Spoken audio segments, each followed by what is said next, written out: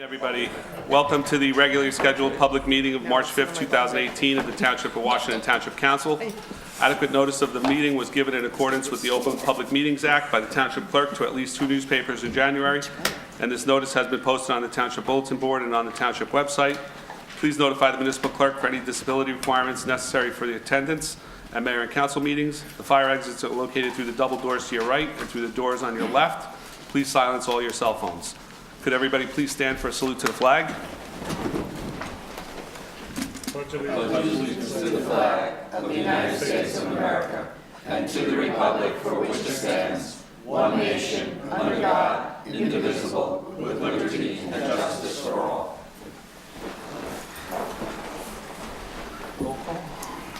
Councilman Bruno? Here. Councilman Cassio? Here. Councilman Cummings? Here. Councilman Oman? Here. Council President DeSena? Here. Reading of the total list of bills. Thank you.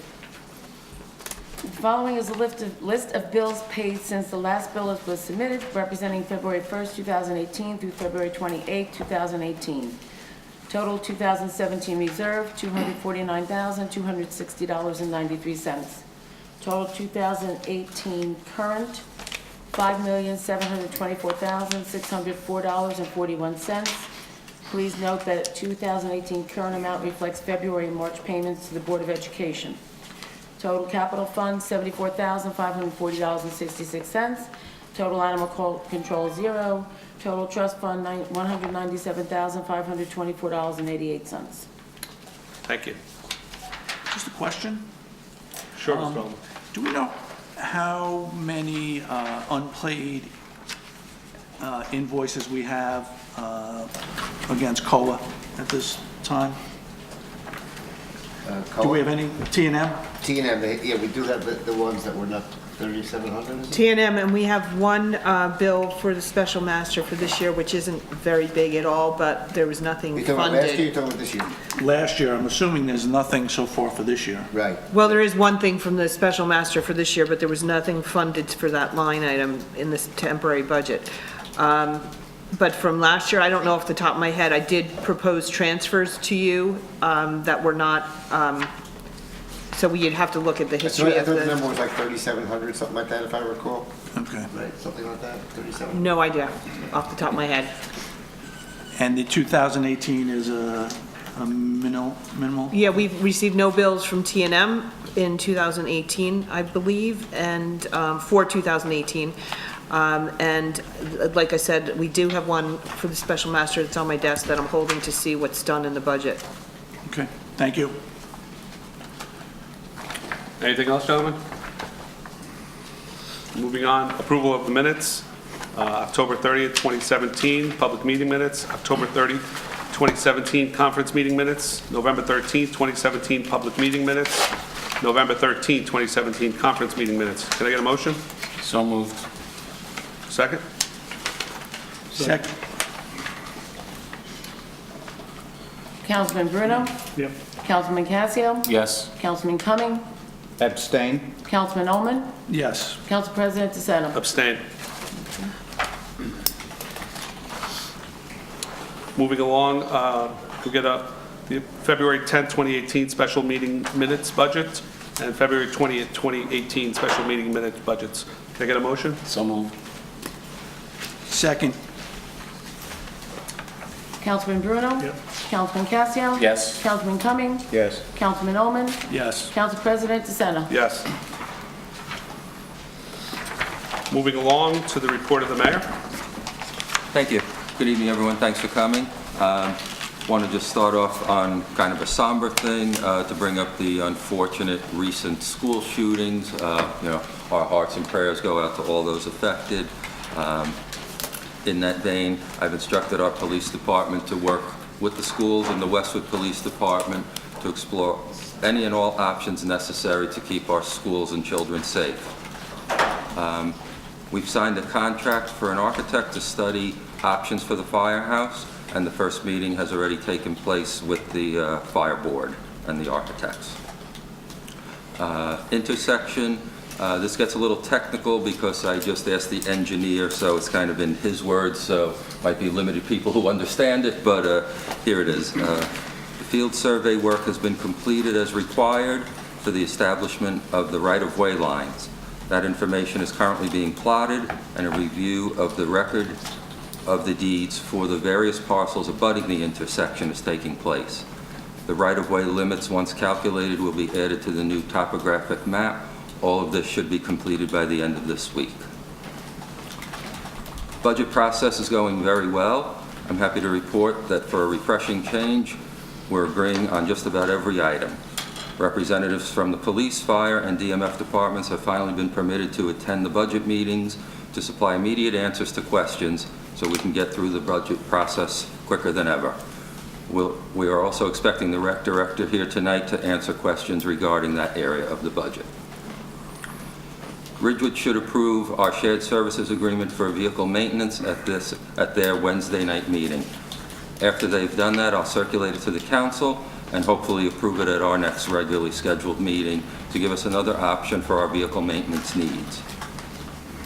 Civilian dispatching. 3 full-time civilians are employed, and a 4th one will be starting in the next couple of weeks. Then we'll make the adjustments to the schedule to have the desk fully staffed by civilians 24/7, 365. Commuter parking, I'm hoping to have a significant announcement by the next regular council meeting. I'm happy to report that we have been selected to receive funding from the New Jersey Department of Transportation fiscal year 2018 municipal aid program for Robinwood Road in the amount of $178,112. Unfortunately, the transfer station in Hillsdale has restarted limited operations. I posted a letter from the mayor of Hillsdale on our website and also sent it to the residents whose email addresses we have on file.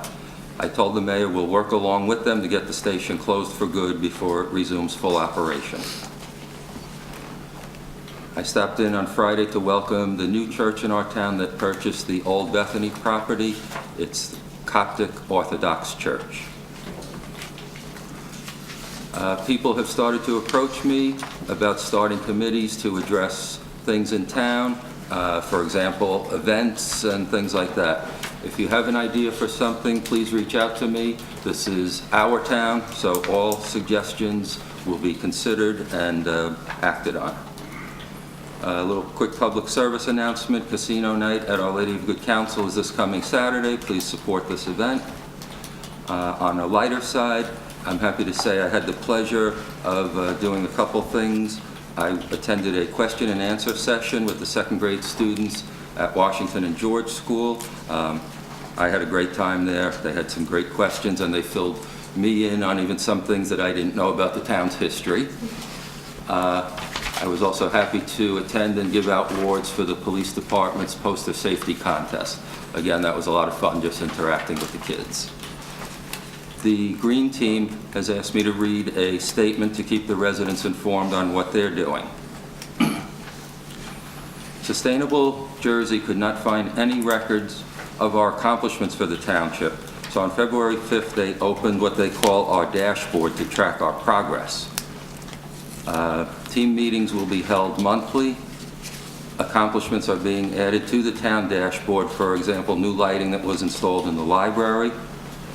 Ordinance and/or resolutions will be requested to be passed, for example, unnecessary vehicle idling. The team has been working with green teams from our neighboring communities. New programs are being worked on in conjunction with the library to teach children the importance of keeping a clean community. A new community garden program is being led by team member Rick Sontag. A review of several locations is taking place for a dog run. We have met with a contractor and are working with the health department on what needs to be addressed. Team members Scuderi and Sears are reviewing the requirements and have met with 2 other towns that already have dog runs. We have met with a vendor who will pick up e-recycling and supply bins free of charge to the township. Dan Scuderi will lead this project. We are reviewing locations to place bicycle racks to reduce automobile pollution. To meet one of our dashboard goals, we will be reviewing the DPW waste and health and fleet of the vehicles. Dan Scuderi will also take the lead on this program. A review of our recycling processes in town facilities is underway. We have also now joined a group called HUB. It's a group of towns in North Jersey that share ideas on environmental issues that affect North Jersey. This is the first time we will have access to other towns' goals and needs like ours. This group will have its 6th annual watershed cleanup, and we will be participating for the first time. The date is April 28, 2018, and we will be cleaning up the waterway from Woodfield Road to Ridgewood Road and south of the shopping center. Please check the town webpage for details and to volunteer. Community service hours will be available. This project also meets the requirements for a county grant, which has been submitted and accepted. We have also joined a state program called CSIP, Community Stewardship Incentive Program, which is run by the New Jersey Forest Service. In that program, we'll have access to the following: hazard tree assessments, tree maintenance and removals, tree planting, tree recycling, stormwater management, storm damage assessments, training, and access to grants which can go as high as $30,000. We have made arrangements for our first town assessment on March 7th, weather permitting, which will review the trees in our parks and fields and on other town properties. We will also be receiving a $3,000 grant to assist us establish our 5-year plan. We would like to thank the mayor for his leadership and support of the Green Team. A special thanks to Town Administrator Mary Ann Groh for her help, support, and guidance on the Green Team issues and ideas, and establishing a town email address for the team. Also, a special thanks to Town Clerk Sue Witkowski in supporting the Green Team and assisting with the ordinance that support the goals of the team. And we will soon be opening up the Green Team Facebook site. Thank you. So that ends their little blurb and my report. Thank you, Mr. Mayor. Just, may I ask one question? Would it be possible to request the police, once trucks are transiting town, to strictly enforce our traffic regulations? Already been done. Okay. Yep, thank you. Anything else, gentlemen? Just a quick note, just very little. Report of the council. I'm gonna get there. Just Yeah, in council response to the mayor. report. No. In response to anybody have anything else to ask the mayor? Moving on. Report of the council. Mr. Ullman. Thank you, Mr. DeSena. At our February 28th meeting, Mr. Cumming, Councilman Cumming, read a statement, and in that statement, he made a number of accusations that are without merit or substantiation as far as I know. He states, "I am deeply concerned about the continuous, secretive, and improper meetings." Later, he indicates that he will not knowingly participate in any clandestine meetings. He refers to us, and I'm including myself because I am part of the council, and he did not name anyone, that there are obstructionist activities and Machiavellian efforts that are taking place by the 4 members of council. And I would just like to say and state for the record that I have not participated in any meeting that would call into question breaking the sunshine laws. That would be a meeting of 3 or more councilmen discussing council business behind closed doors without it being recorded, without it being open to the public. I mean, these are serious accusations. We're being accused of breaking the law.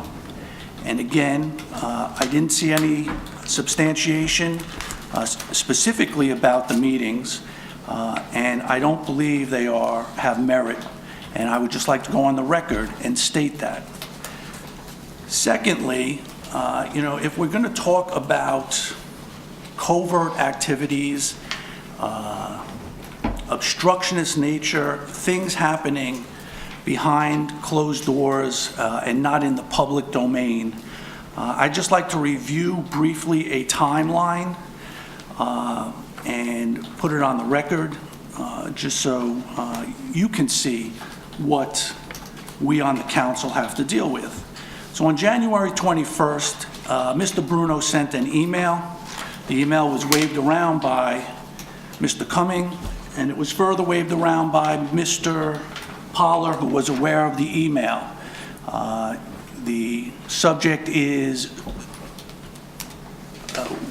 I'm sorry, don't tell me I don't have it. It was a message from Mr. Bruno regarding a $3,000 expense, change of government.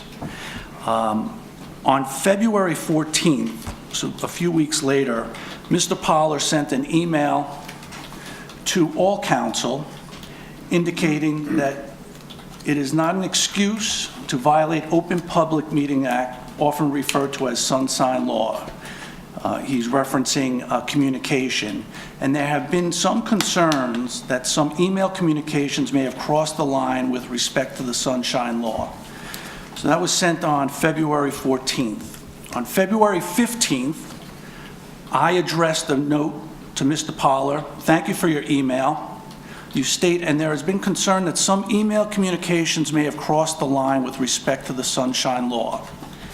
I make a request. Can you please provide Sue with specific examples for circulation to the council? Can you also include an explanation as to why these communications are in violation? To date, on March 5th, I have no reply.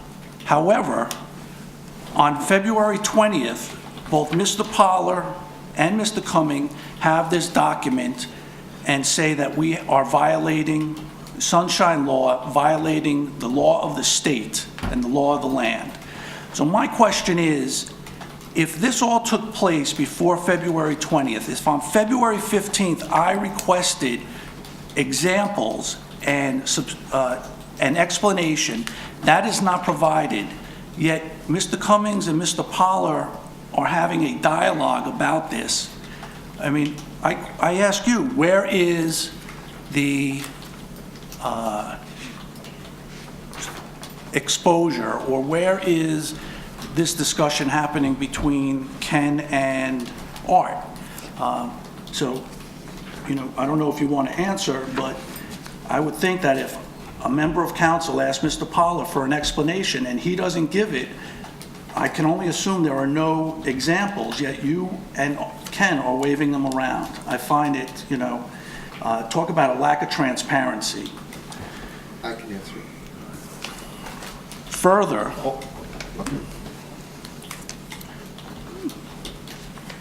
I don't know if you were referring to me, so I'd be I am referring to you. I'll be happy to answer more if you want. I'll answer it. Sure. Yeah. Okay. So let's go back to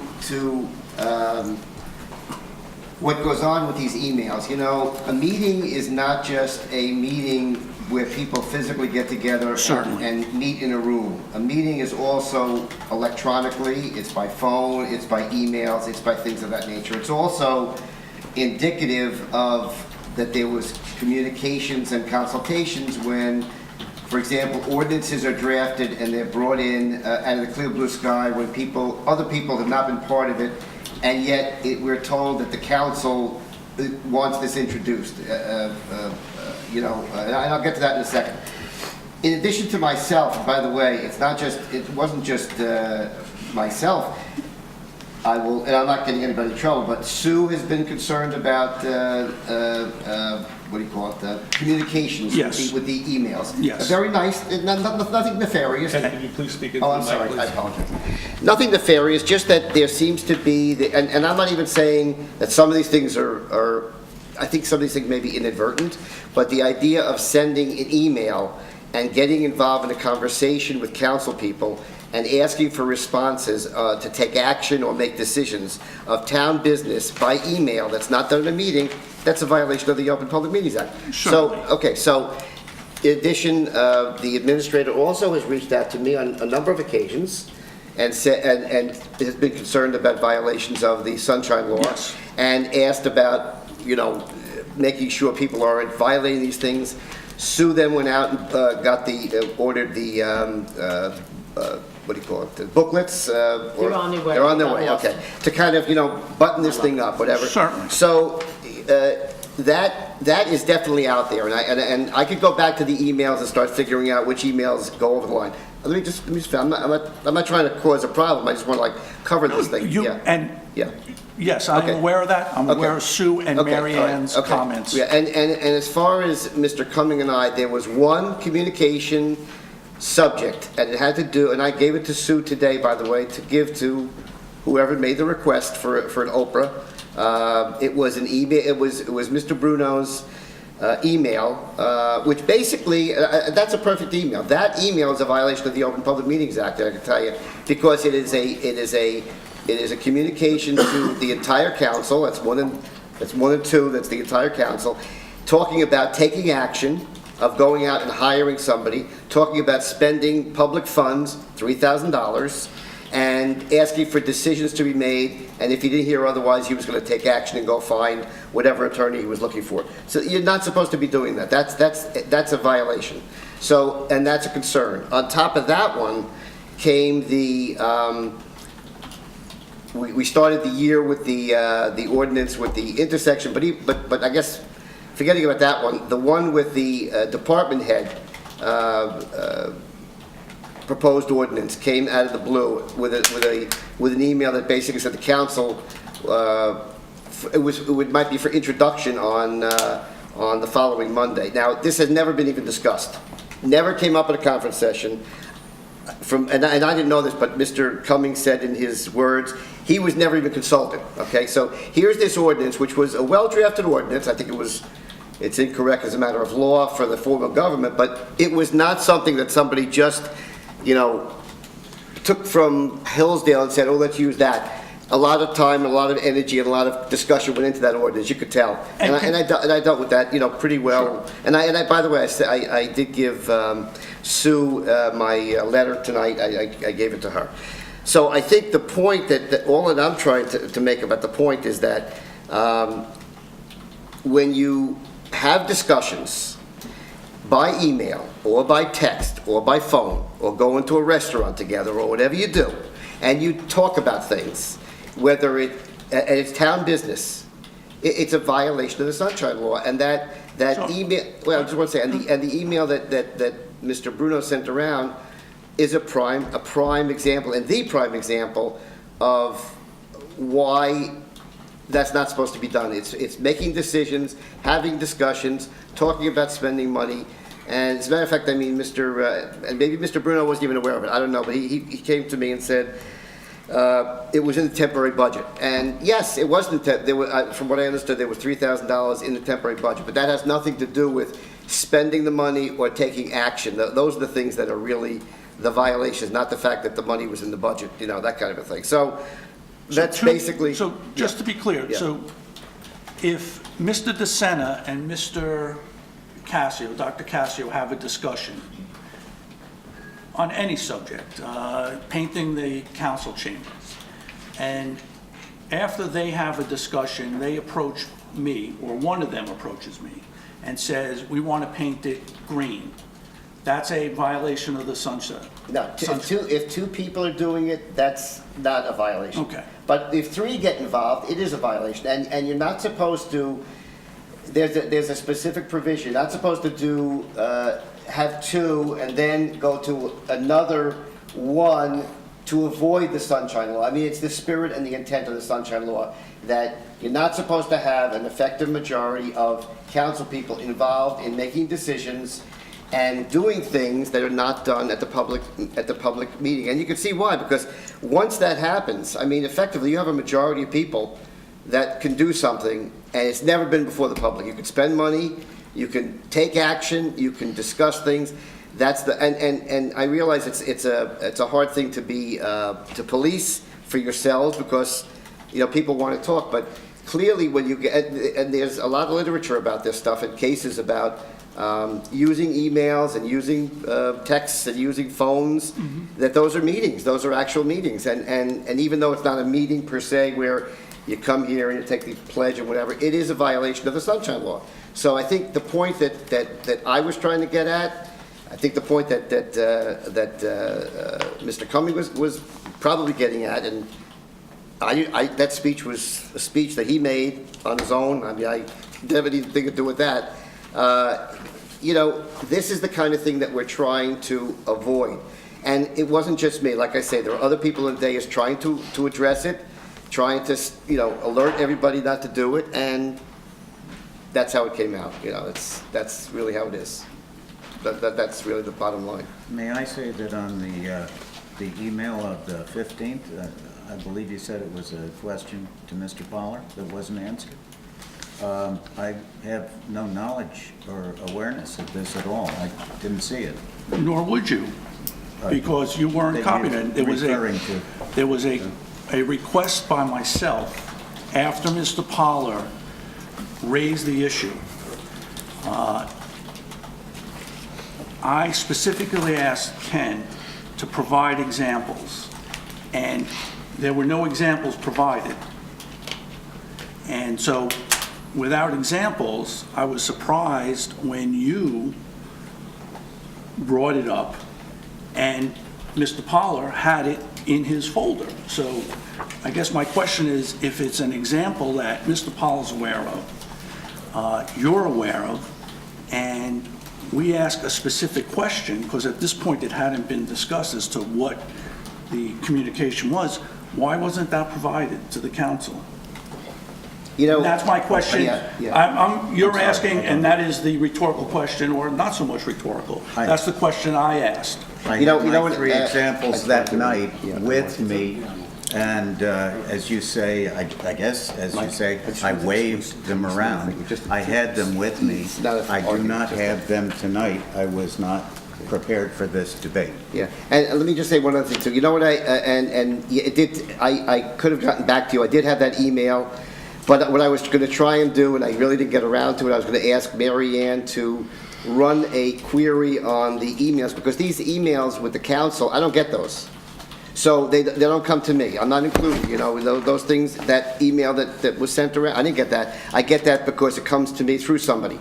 So I was going to have to query either Sue or Mary Ann to do a search of the emails, and then I would have gone through all the emails, and to be honest with you, there were more pressing things to do than to do that. Thank you, Mr. Ullman. I think moving forward, we now know what we can and cannot do.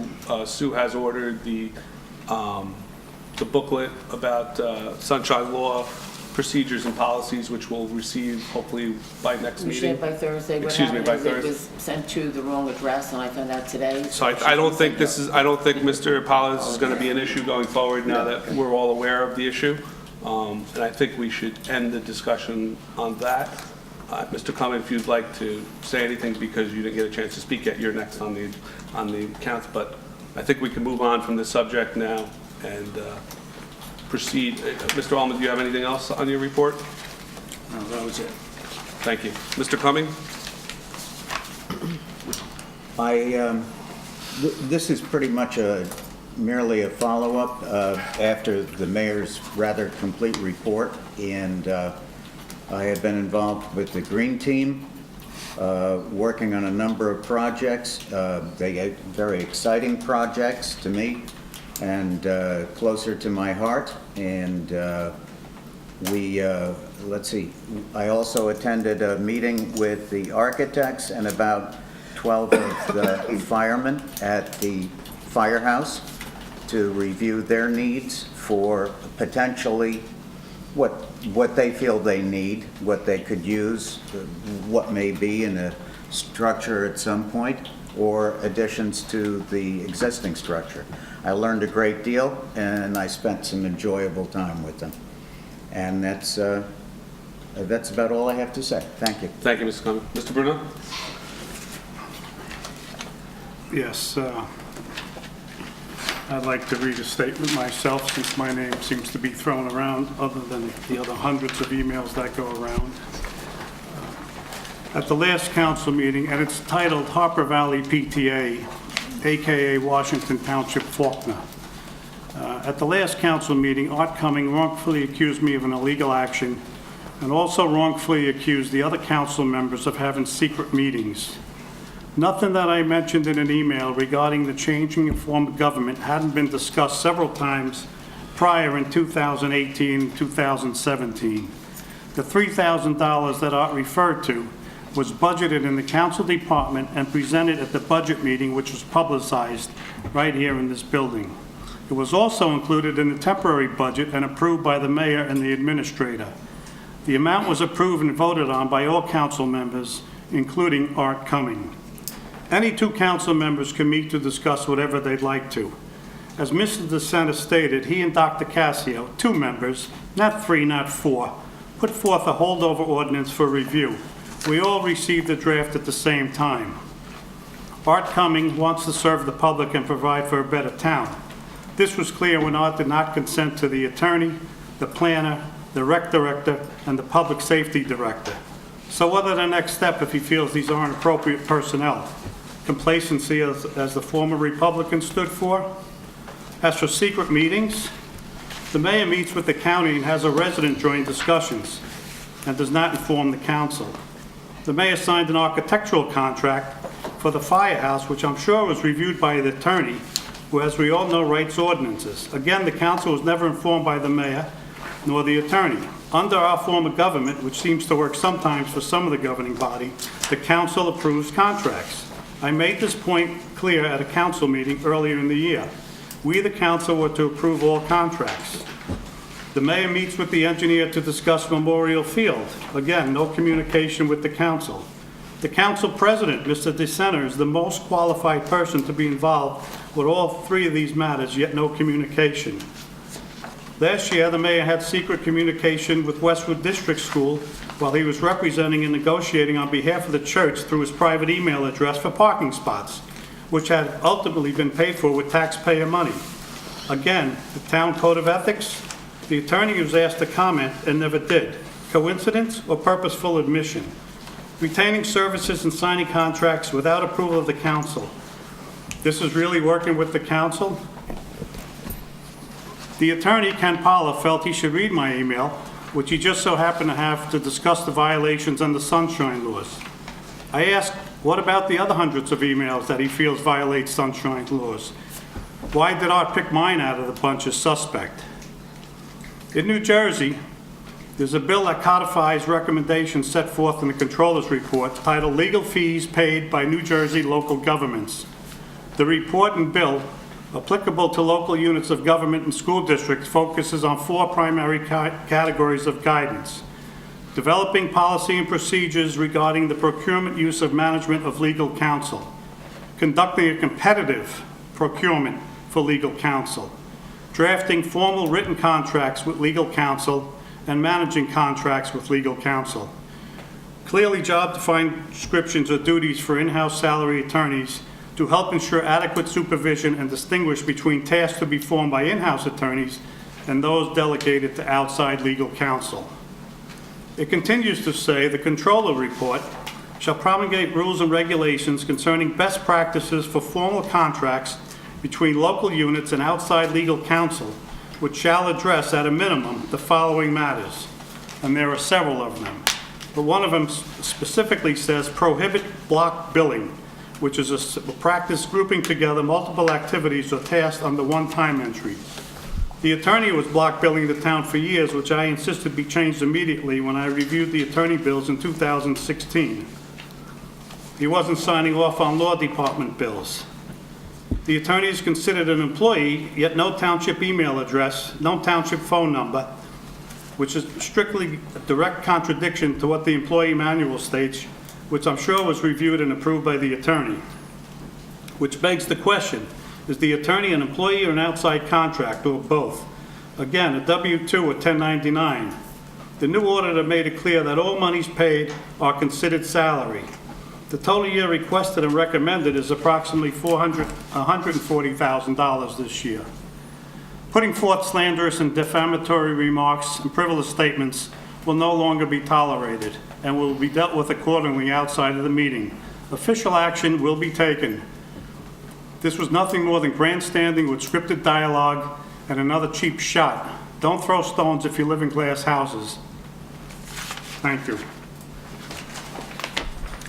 Does that conclude your statement, Mr. Lee? That concludes my statement. Dr. Cassio? Okay, on a lighter note, my report is going to be brief. I had the opportunity to read to the kindergartners and the first graders at George School in Washington. It was great to sit down with some Dr. Seuss books, easy ones that I can read with captions, and we had a good time. It's nothing like seeing the smiling face of the innocent kids having a good time. It was really fun. I had the opportunity to also go to the Board of Education meeting on Thursday with Councilman DeSena, and we just wanted to support the school with any decisions they make about public safety, and especially, trying to prevent something that happened in Florida and other places. I mentioned to the school board that I think the township would be more than amicable in working together financially if they decide to put in a Special 3, which is a special police officer who's retired, and Mr. Pollard went over it a couple of council meetings ago. I brought it up, how that works. Again, we just want to make sure our students are safe, as well as the faculty and staff at the school. And again, anything we can do to ensure that, I'm sure the council as well as the mayor would want that to happen. So that's my brief report for tonight. Thanks for coming. Thank you, Mr. Casco. Also, I have a quick report I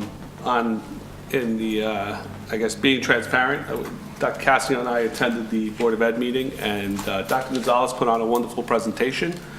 And what was brought to my attention, and it was kind of disheartening, was that the Township of Washington does not have a LEAD program for its elementary schools. The LEAD program replaced the former DARE program, or it's the new DARE program. And I would like to make a plea to this council and Mr. Mayor that we somehow figure out a way to bring the LEAD program back to our elementary school children by our police department. I believe, I sent you an email, and the chief and also Lieutenant Skinner, if we can make this happen, I think the council, I don't know about the rest of your feelings, everybody, but having a policeman go to our elementary schools and participate in the LEAD program, I think is very important. They had some wonderful pictures of this happening in the Westwood School District, because Westwood still has a LEAD program. So I would appreciate your support, and also the mayor's support in bringing the LEAD program back to our Township of Washington. And that pretty much. And on another note, residents have asked how they can join the Green Team, and who is the director of the Green Team. That's what I was asked. So if we could, I don't know, maybe put it on the website if there's a link to join the Green Team. Sure.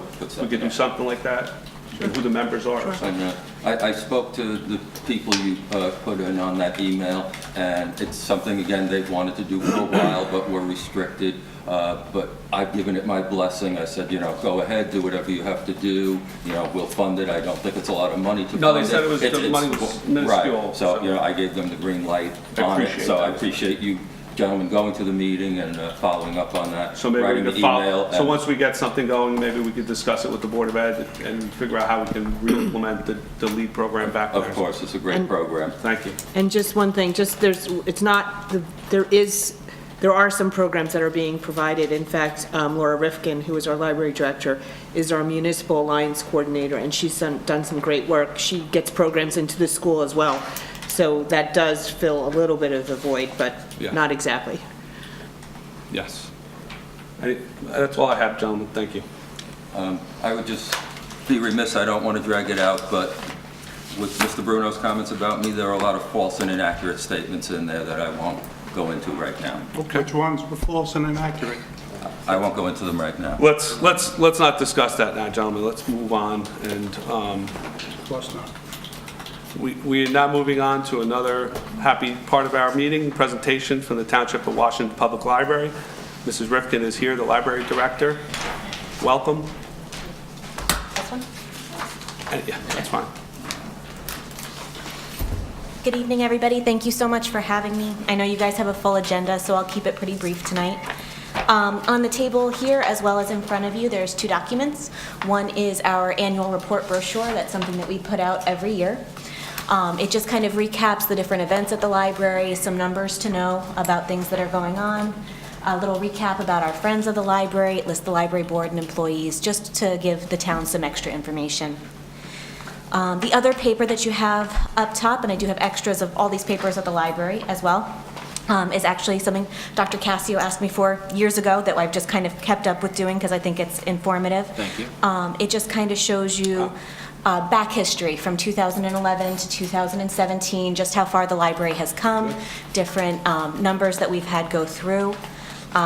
You can see that as of the end of 2017, we have 65% of the town currently has library cards, which we are just thrilled about. I'll be honest with you, my goal is 80, so we're going to keep working at it. Program attendance went over 10,000 people this year, which is phenomenal. I was further blown away because in 2015, we actually put a door counter into the building. Just because a lot of people come in to study, they're not always checking something out, they're not always coming for a program. As of the end of 2017, we had 98,835 visits throughout the year, which is just over 8,000 a month, 200 a month up just from last year alone. So we were really, really pleased with that. That's great. Our friends of the library did a lot of donations for us this past year. Everything from furniture, museum passes, concerts, programs, online subscriptions. So a big thank you to everybody in town who donates to the Friends and to the Friends themselves for the raffle baskets and the book sales and everything that they're doing.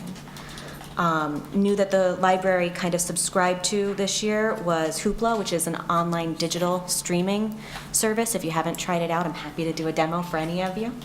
As well as Cloud Library, which has ebooks, e-audio, videos, that type of thing. We also received a local history grant. It was a matching grant, so we received $2,000 and the library put $2,000 into our local history room.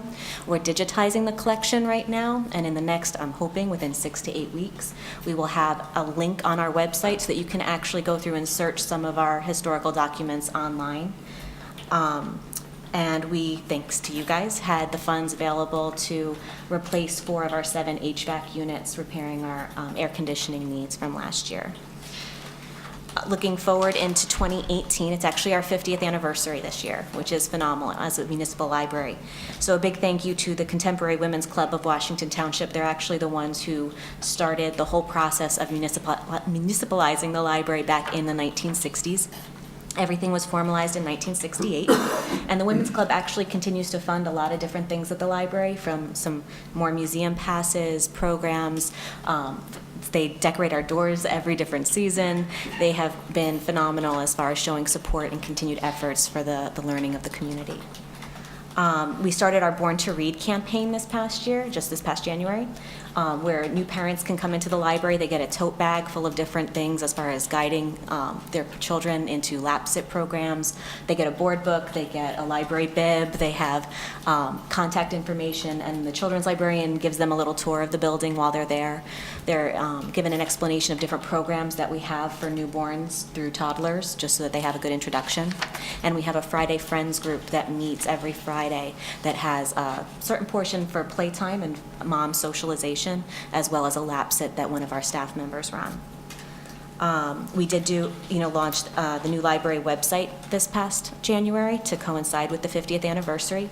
Lots of new information is on there. I did also put in links for all of the social media for the ambulance corps, the fire department, the municipal alliance, and as well as the town's website. Little things that I kind of wanted to mention was we're starting our I Love My Library campaign. So when you go to that first page, different programs that we have, different organizational groups that we have in are all holding up that poster just to show the diversity of how many people in town use the library. Currently, we host 15 to 25 library programs a week, plus we host another 3 to 6 committees, Cub Scouts, Girl Scout troops, having their meetings in our library as well. So we have a really nice bunch of people in the community who are starting to use our library more and more. PSO groups are starting to reach out to us. We're helping out with different fundraising drives for donations and things. We're doing prom dresses coming up for the high school, all sorts of different activities that people are finding a nice connection to their library with. We did have the Coffee with a Cop event back in, I believe it was February. And we did a special lead day for the kids where the cops came in and they did fingerprinting and read books and colored with them and had a great time. Also, a big thank you to the DMF because they've been doing a phenomenal job with helping us out with our parking lot, so I appreciate you gentlemen allowing them to do that for us as well. So basically, we're looking forward to a lot of really great things coming up this year. We have our big annual St. Patrick's Day celebration with Irish soda bread and tea and some great music if you can make it. We have a lot of fun. We were starting, National Library Week is in April. There's a lot of great programming coming up. Our children's department and our teen department are really knocking it out of the park. We're having more children's and teens events and response than we have ever had before. So we're also thrilled to get those parents in there too and just show them what we can offer. And that's it. Thank you. No problem. Is there anything that I can answer for you guys? How is the BOSIS system work? I guess that's the 800-pound gorilla in the room, right? I'll tell you, Is it back up and running or no? I do sit on the Buckles Executive Board. It has been a tough 2018. We are currently on the floor as a motion before the membership to develop our own backup system for delivery amongst the 76 libraries. The service I Can't bring the old vendor back? old vendor already had other contracts, but they are putting out a new RFP because this is done by the state, so Buckles had limited options that we could actually do. So as a system, we are rerouting our budget in order to facilitate that delivery better. It'll be a temporary fix until that new vendor comes into play. There's a lot of Hopefully this vendor will be able to handle it. issues. Yeah, I'm hoping so. It's going to be a tough one, and I think it was kind of a big warning sign to a lot of businesses who didn't really realize just how diverse. And I mean, we were hit the hardest in northern New Jersey.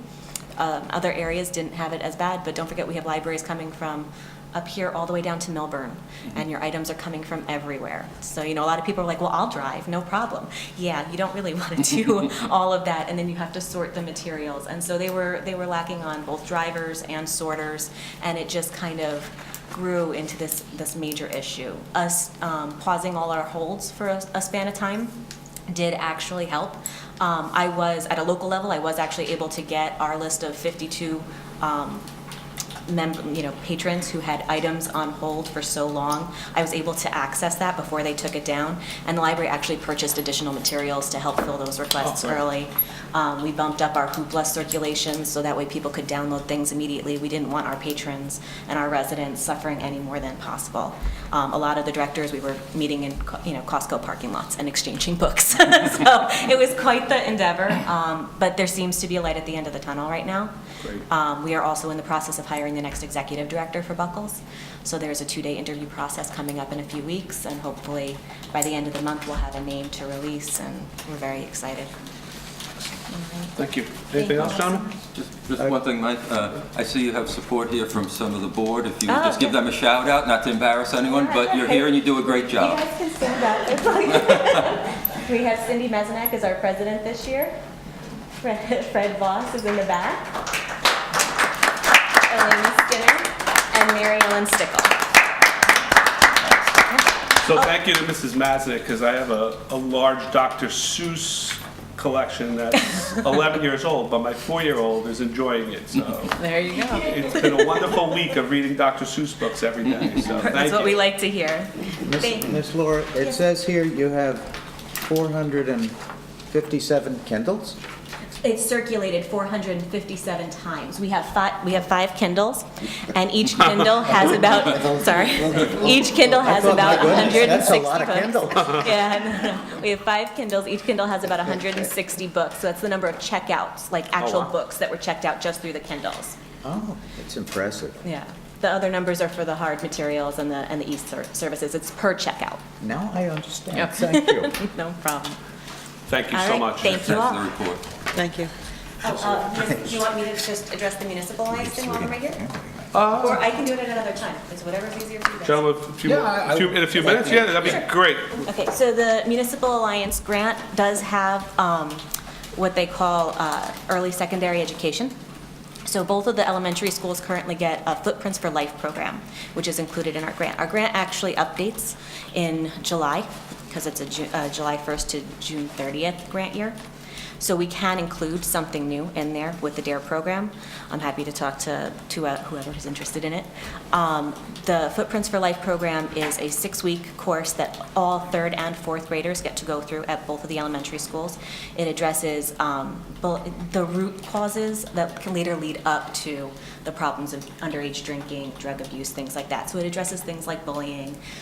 They work with the teachers in the individual classrooms. There's activities involved. They do reading stories. They do like acting, role-playing scenarios. They practice kindness and things like that to each other. There's a large gamut that the grant kind of covers. Most active is the high school. The elementary school tends to come to me with things that are for individual speakers that the principals kind of reach out to about.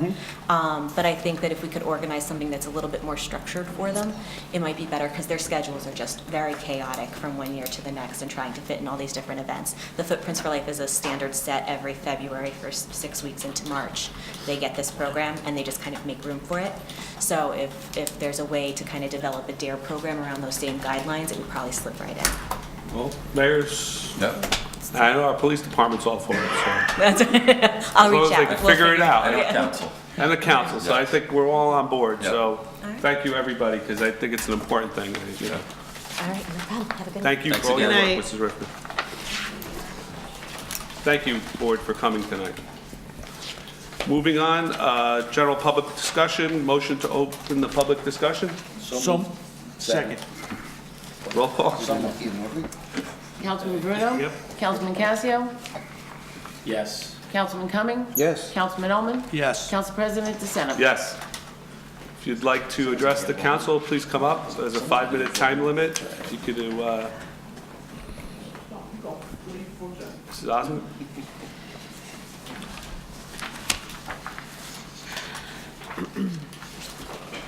Mary Ann Osmond, 960 Adams Place. I'm sure it carries enough. The one thing that I was only coming up for, but now there's going to be 2, was, Mrs. Brown, may I ask who came to check the cracks in my street at Adams Place? Did you send the engineer? I don't know if somebody came, but I did pass on your No, comments. they did come. No. They, on Valentine's Day, they came and they put little white marks over 4 cracks in a street that's 1.5 years old, okay? But there are 2 more. And that's what I was wondering, because if it was Mr. Azalina, I wish if he would come back, he'd knock on my door and the one is very obvious. The one you can see the crack is actually forming. And it's in the same place. There was an original crack before the street was paved. It was a very long, it was curb to curb, and it was a pretty wide one. And now you can see where it's starting. It stops a little bit, it starts across the whole street. But they did come, and they put white marks around the beginning and the end of each of the cracks on my street. And it was done on Valentine's Day, so. Okay, not knowing that we were going to talk about this tonight, I don't have it fresh on my head, but I believe that the way we decided to handle it after talking to Mr. Azalina was to use the former engineer who supervised the program to be the one to contact. So I will reach out to him. In the future, when you have issues like this, feel free to call or email right near the time. It'll make it go faster than having to wait for a council meeting. It's now been almost 3 weeks. No, it yeah, seems. but I would like everyone to be aware of when I have a problem like this, because I really would like it. Like the same thing with the clock. It took like 5 months to fix the clock. I mean, I could have called you back and forth, but, I'd rather do it this way. The other thing that I have to say is, I'm really surprised. I'm sitting here and listening to Mr. Poller. I was clerk for this town. I worked in the clerk's department for 28 years. I was clerk myself for 11 years. And in the 11 years that I was clerk, I saw the council, I'm going up to 2010, I'm not going to do anything after that. But up until 2010, the council would meet after our sessions and a caucus, sitting right here at these tables. And Mr. Poller, the administrator, and myself, we would be told to leave. And I always wondered, caucus, I never understood what a caucus was. Well, I'd go down to the league and I'd go to the attorneys down there and I'd say, could you explain to me the caucus with the Open Public Meetings Act that's had and the Open Public Records, Oprah and OPMA. We'd have meetings and they said, oh, you don't use the word caucus, don't talk caucus. And I said, well, caucuses are done in my town all the time. And I was told that a caucus was for people of the same party to sit and discuss politics or strategies for politics. And I was told that they were never to be put on town property. It was supposed to be always off, municipal property. Well, Mr. Pollard left those meetings, as I did, and never warned them that they should not talk about any form of politics. But now we're going back and forth where councils can't say anything to each other without there being a problem. Well, I'm sorry, but it seems that, Mr. Pollard's the same attorney for those 28 years I was here, and now in the last 4 years, I've seen Mr. Pollard come up with things that never did I hear him say in the 28 years that I was here. This is just a comment, because hearing everything that's going back and forth, and the two can speak, and yes, we all know that that's the rules and that's the law, but all the accusations, it's I don't know, it's very upsetting, I guess, to hear this, because 1 minute, Mrs. Osmond. there were many times that when men came out of this room, every township form of business had been discussed, and I know that for a fact. Thank you. Thank you. Would anybody else like to address the council?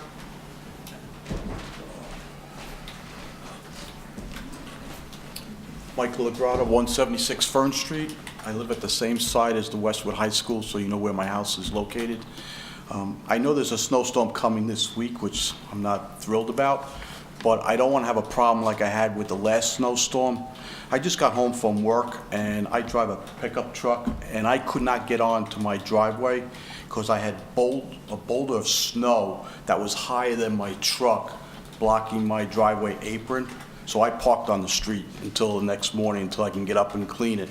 But I noticed when I came up my street, 5 of my neighbors had the same issue. There was boulders of snow on everybody's apron. I also noticed that there were tire marks on my lawn from the plow.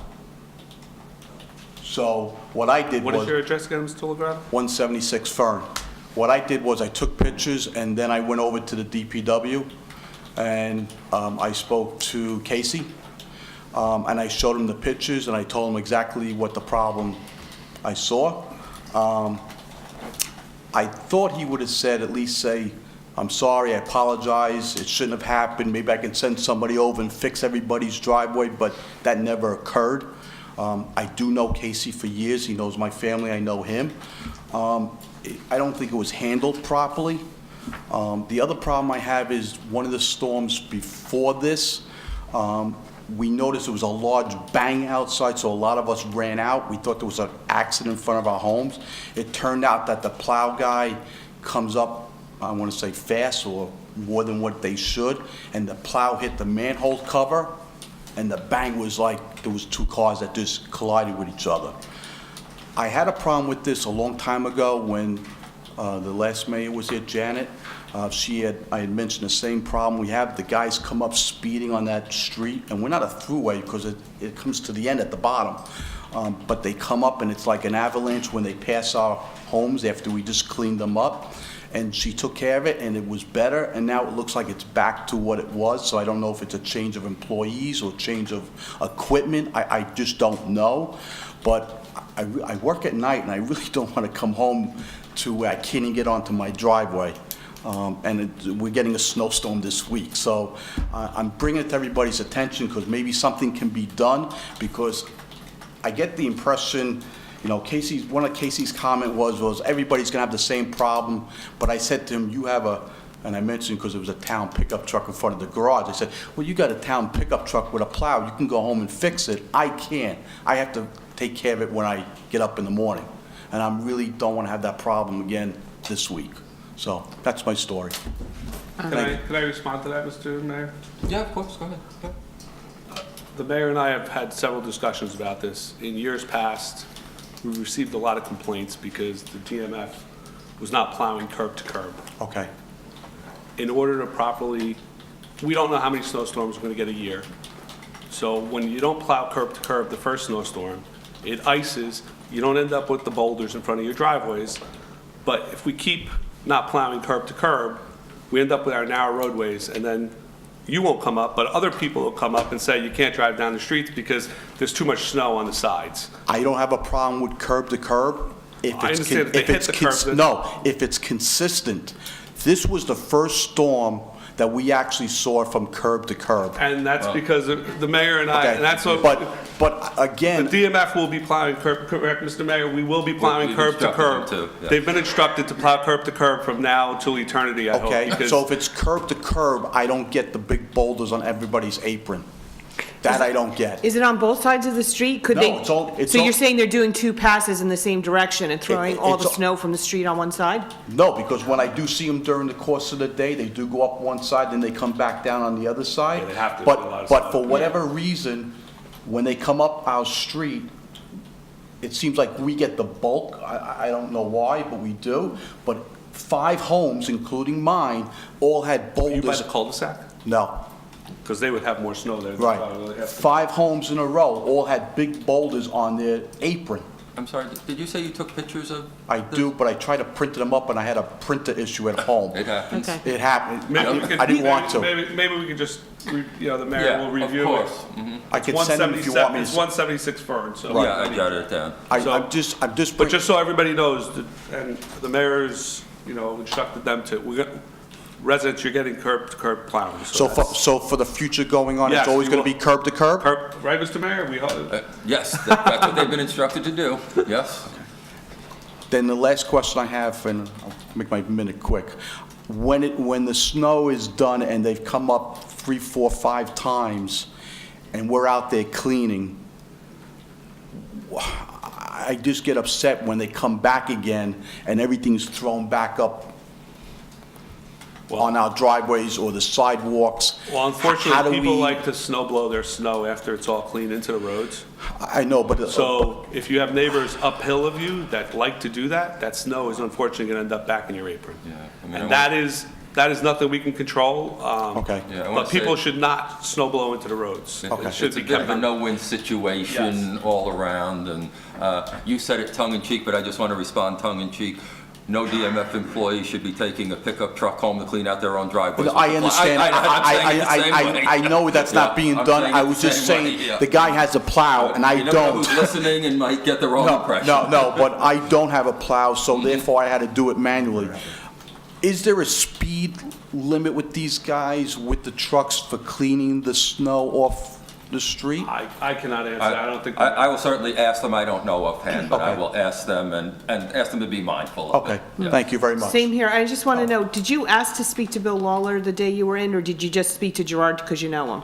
Because Bill, yeah, I happened to I went there that morning after I got home, and I Okay. just took the pictures, and I figured, you know what, maybe somebody would be at Okay. that, and I just turned around and went there, and then somebody, Okay. Casey was Okay. there. Next time, though, if you should ask for Bill Lawler, he's in charge, okay? Okay. Yeah, Fair nothing enough. against Casey. but Nothing go to against the top Casey, man. but go to the Yeah, top, that's yeah. fine, but it was 4:30 in the Sure. morning, so, Yeah, Oh, yeah. okay. thank you. Okay, thanks for your Thank you. concern. Would anybody else like to come up and address the council?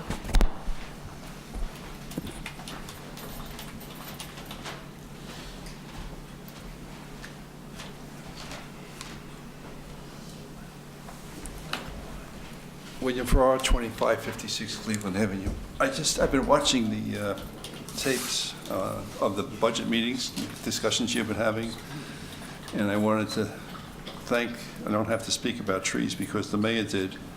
I know you should budgeted money to remove dead trees, but there are a lot of dead branches that really they need a lot of attention. I'm glad that's happening. The other thing I want to talk about, you had a couple of discussion about this $1 million reserve that sits there from the sale of the middle school, and is it earmarked or not earmarked? I don't know whether it's earmarked or not, but a couple of the discussions seem to be trending toward doing something with the school with that money. Go back in history, that school was sold, and Westwood got half the money, approximately, whatever their tax rate. We got the other half. They got 30 years of taxes on the properties. We didn't get anything. But you're talking about taking that money and putting it back into the school district. I would argue that unless Westwood was willing to put in the same amount of money, you're basically subsidizing Westwood with Washington Township money, if you do that.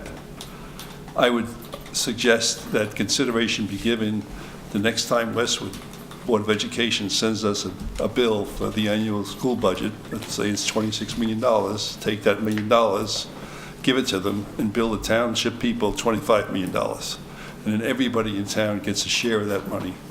And it's gone, it's finished, forgotten. And you're going to have to deal with your expenses with the rest of the reserves and other budget items you have. The other thing I wanted to bring up was, wait a minute. And maybe Mr. Toomey is here, he might want to discuss this or not when he gets up. In September of 2016, Mayor Burtner came here and argued to have the cheerleading team work with us, and they was able to accomplish that. But during the course of that meeting, he offered the use of the football field, their facilities, for us if necessary, if we're going to be refurbishing the field for a long time. And I know Mr. Cummings made the accurate remark that if you use that field 7 days a week, it's not going to be worth it. So I would argue that at some point in time, the contact be made with Mayor Burton to see if he's really serious about that offer and maybe take it up. That's all. Thank you, Mr. Furr. Would anybody else like to come up and address the council?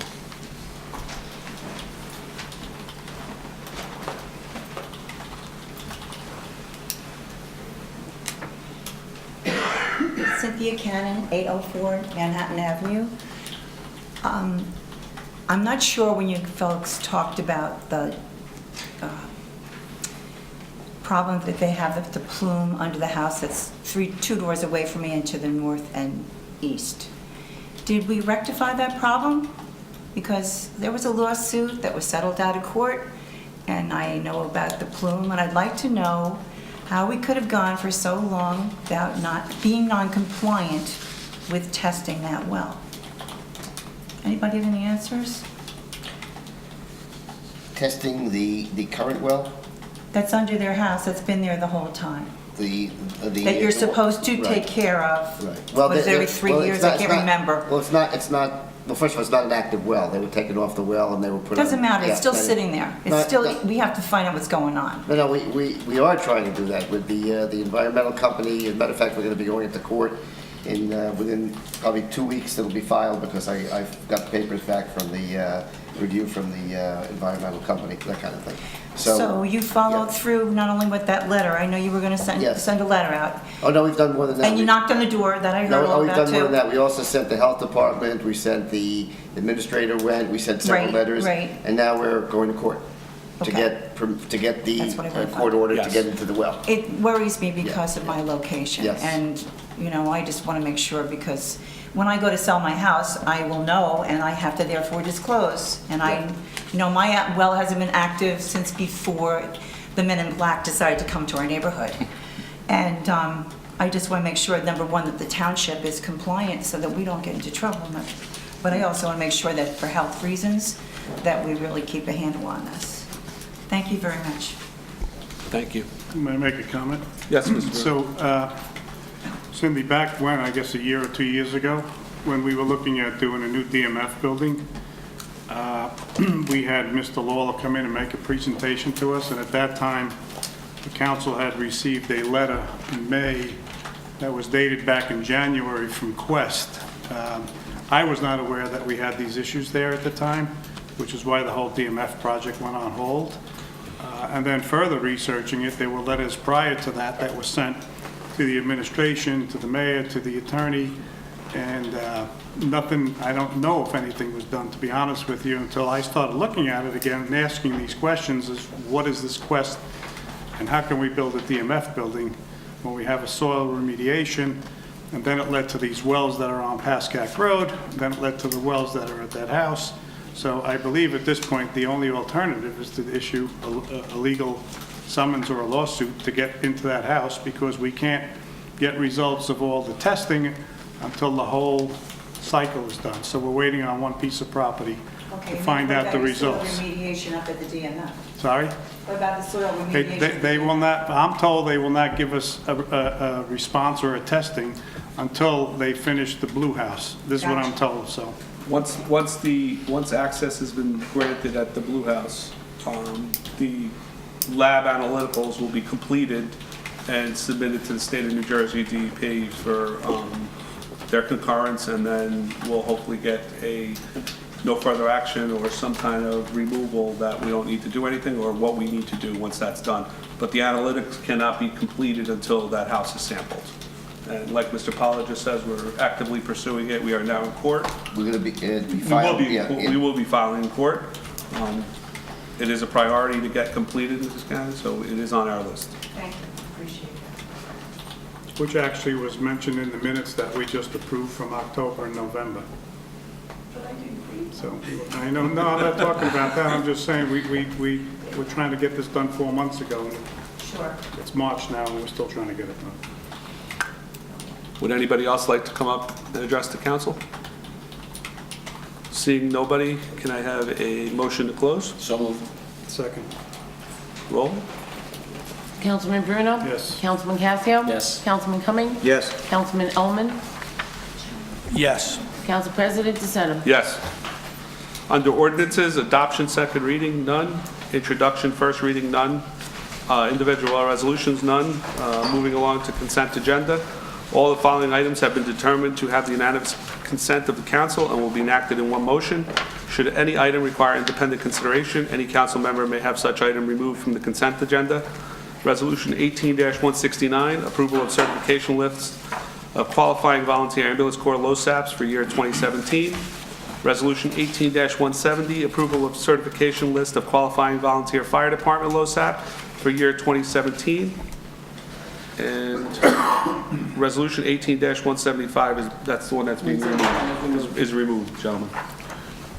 I'm sorry. We're which one is removing it? 18-171. That was the grant that we don't I know thought you said about. 175. Excuse me, 171. 171. Yes, 18-171 is removed. Do we have any information on that?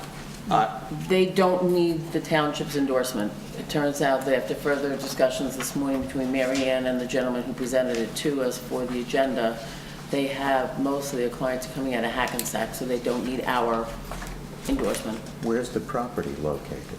It's not a property, it's their offices here in Township behind the town center. So they're like a hub, and they send out case managers to do the work.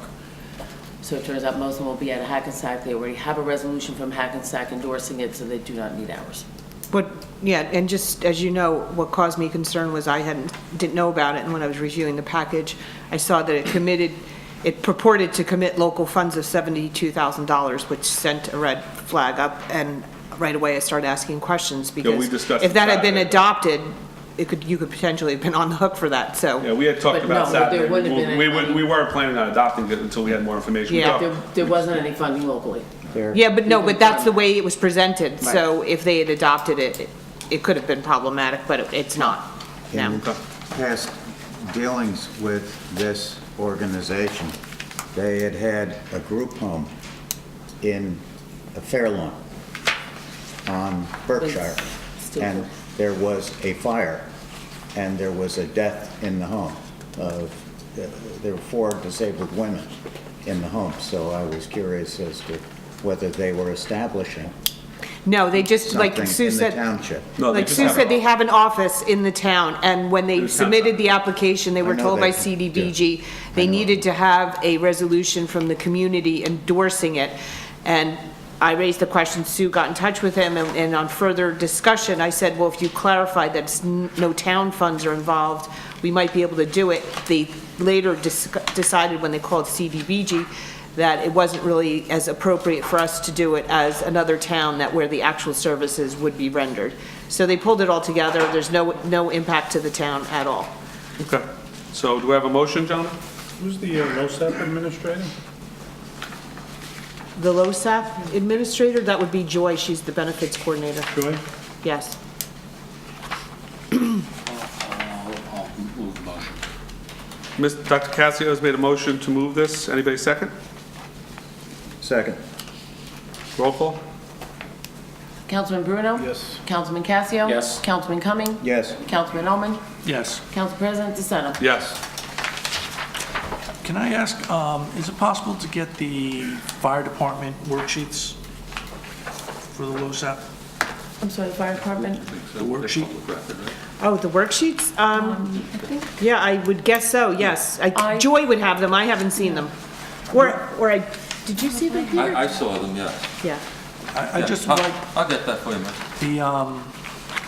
I'm assuming this is under the new points program. Correct. I just wanted to see how effective that was. Yep. The ambulance corps one is attached to your packet, Mr. Ullman. No, he's talking about the accumulation of points. Oh, the point, How yeah, they but earn the them. members that are eligible are attached to, yeah, they're all both, yes, okay. Anyone else want that? I mean, I could send it to the whole council just as easy as sending to one. Okay. I don't need it, thank Okay, you. I'll send it to you, Michael. Thank you. Adjournment to conference agenda, motion? So move. Session. I'm sorry, who moved? Michael. Thank you. Second, please. Roll call? Councilman Bruno? Yes. Councilman Casio? Yes. Councilman Cumming? Yes. Councilman Ullman?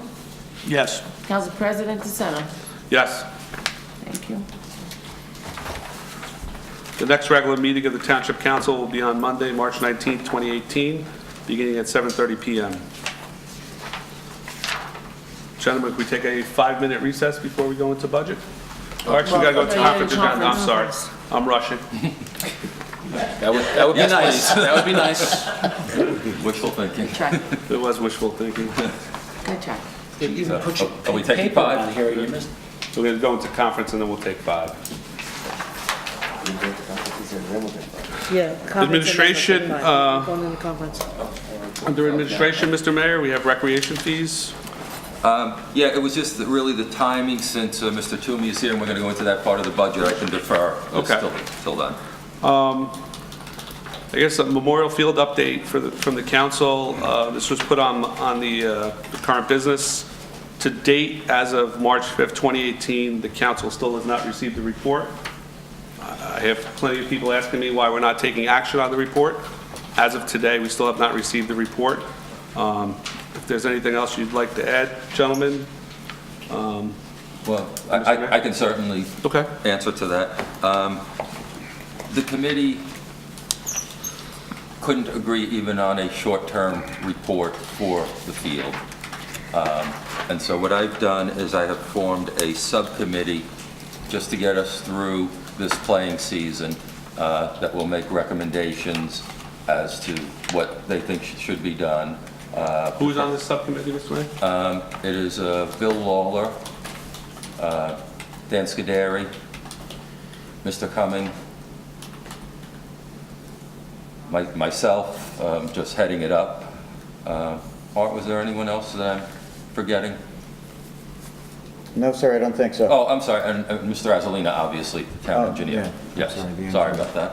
And so soil testing is going to be done at all the fields to get a baseline as to where we are. I started off that meeting by asking Mr. Lawler, did he have everything he needed to properly maintain the fields, just like I did when we went into snow plowing season. He indicated that we should look into purchasing our own aerator, because right You now... brought that up at the budget, correct? Yeah, we have to borrow one from the high school with their personnel. So he'd like us to invest in one of our own so we can do it on our time frame, not theirs. But not to say anything bad about them, they've been very helpful in, lending us the equipment and the operator. So once the soil testing is done, like I said, we'll have a baseline as to what needs to be done to the field. My own personal opinion is it will be a bit of a combination of sodding some heavily used areas and just overseeding and properly fertilizing and chemical based on what the soil testing says that it needs. Thank you, Mr. Mayor. You're welcome. And the test kits will be available. I've gotten an email from Rutgers that the soil test kits should be available for me or someone else to pick up tomorrow, 24 of them. Great. We're going to do all the fields, not waste money on the wrong fertilizer or, for instance, lime. If it's not needed, it may not even be needed. So I guess I'm confused. Is the committee now reporting to a subcommittee? Because the committee has recommended short-term, they've done research on grass, they've done research on Rutgers, they've done research on everything. that can grow in the field. They've looked at soil, so now a committee reports to the subcommittee, or what's the subcommittee? No, the subcommittee is just, like I said, to get us through this upcoming season as a temporary gap. It is not to replace the long-term goals of the field or anything like that, or to replace the existing committee that's in place. It's just, like I said, the existing committee came up with multiple reports that didn't agree, and I felt that I owed it to the community to just form a subcommittee that could act very quickly to get the things moving before we run out of time on it. So you will confer with the committee on their findings also? Because there's On the subcommittee's findings? No, the committee's findings. The committee has found out a tremendous amount of information regarding the field and the grass and what's available. For the long term, correct? For tomorrow, for basically, let's get this thing seeded and sodded or grassed or whatever it is with natural stuff, and how to move people off the fields to fix so they can rest, as we've all known for 3 years. So the committee, I mean, I would suggest you know, Cindy's out there, she's done a lot of work on this, and I've read all the emails. I think you should have a conversation of what she's found. I mean, otherwise, it was a complete waste of time for 15 months. I certainly don't consider it a waste of time because I think it plays more into the long term than the short term, but I'm happy to, talk to anyone about anything. I think you need to have a conversation with them. I'd be happy to. And just so you understand, they've done a lot of research, so, you've talked to Rutgers, I know they've talked to Rutgers. I think, I'm not aware of all their work, I'm sorry. Yeah, no, it's okay, I mean, just have a conversation. gentlemen, just my you. quick review of the subcommittee. I think, Mr. Toomey's here in the audience, and he knows how much usage the field gets, and I think he should be an integral part of this subcommittee, because ultimately, if we don't rest this field and find alternative venues for the township children to play on, your short-term fix, your long-term fix is not going to work. So I think we need, he spends a considerable amount of time, and, thank you for all your time you spend out there, Mr. Toomey, but I think he should have some involvement in this subcommittee, because he brings the usage factor into this, which is there's no question that we're going to get his input on the because usage. that's the biggest hurdle you have here is the field gets zero rest, and that can't happen. It needs rest, and it needs to be watered, and it needs to be fertilized and all that, but that's still not the fix. We need another avenue to play on, whether it's somewhere else in town, whether we rent a facility and offset some of the costs. Something needs to be done, and we're already behind the 8 ball because March is here already, and all the spring seasons are starting. And I know I was back here as a citizen back last October, November, last March, the year before that, and nothing was done, and we just keep forming committees and committees and committees.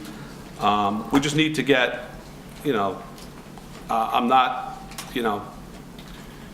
against the subcommittee, but it's time for, some progress on this rather than studying it forever. The studies are going to show that the field is overused, no matter how we slice and dice it, until we take the usage off the field. So until we come up with an answer that moves those children off that field and somewhere else, whether it's anywhere, until that answer is found, we could throw all the money we want at this field. We could do everything we want. The answer is not right. And that's my opinions as a citizen of Washington Township, as council president. Until that's found, and that's our biggest hurdle, and we've been skating around this hurdle for the last 5-10 years, we need to rest the field. No ifs, ands, or buts. I've seen other towns do it. It's just a matter of finding the avenue and the venue to do that, Mr. Mayor. And I think that should be the first thing we address. I know, we found some areas to have practices so we don't have to use Memorial by renting facilities. All the sports organizations in town maybe have to do that. Maybe we have to practice somewhere else, whether it be the high school, whether it be another town, if we could possibly rent the field, wherever, whether it be in Paramus at the arena, at the sports dome in Waldwick, and somehow defer these costs, because the cost, throwing another $40,000, $50,000 at that field is going to be a complete waste of money. And maybe we could take that money, rest the field, and put that money to better use of renting facilities for them to either go to the arena, go to the sports dome. I have no financial responsibility with any of those venues. I'm just throwing the name out there because I know, we use them for baseball all the time when it's inclement weather and we need to. So that has to be looked at, Mr. Mayor. And I'm not trying to disparage your subcommittee. No. But we can come up with all the fixes we want, but until we get the children off the field, it's not going to rest and it's never going to grow. Correct. And that's my, looking at it, listening to, not being on the dais for the last 10 years and listening to it. And I think, most of the sports people, wholeheartedly agree with, until we get them off the field, it's never going to be great. And that's all I have to say. Yeah, and if I can just make a quick follow-up comment. No disrespect to anyone on the existing committee, but I think most people would agree that it's very polarized. And my intent in forming with this subcommittee was to get people who were not yet in on that committee to, take the, whatever you want to call, out of it, to just hopefully, Art with his horticulture degree, Bill Lawler, who will maintain all the fields, and Dan Scuderi, the director of DMF. I was hoping to just get a few people together who could make informed decisions based on their knowledge base. One thing I did forget to mention, which I asked Mrs. Groh today, because one of the things that the committee did fully agree on was that we need another study like the MKW, but more current, more up-to-date, and a little more thorough to examine all of our field usage and see, how we can balance the usage among that. So we're putting together an RFQ or RFP, whichever is appropriate, to agencies to re-examine this. Can I please be involved in that? I've had a lot of experience in putting these studies. I figure putting these studies together. I've done them for over. I'd be happy to have your I've done input 5 or 6 towns athletic field usage studies, and I'd be happy to have your input on it. Music to my ears.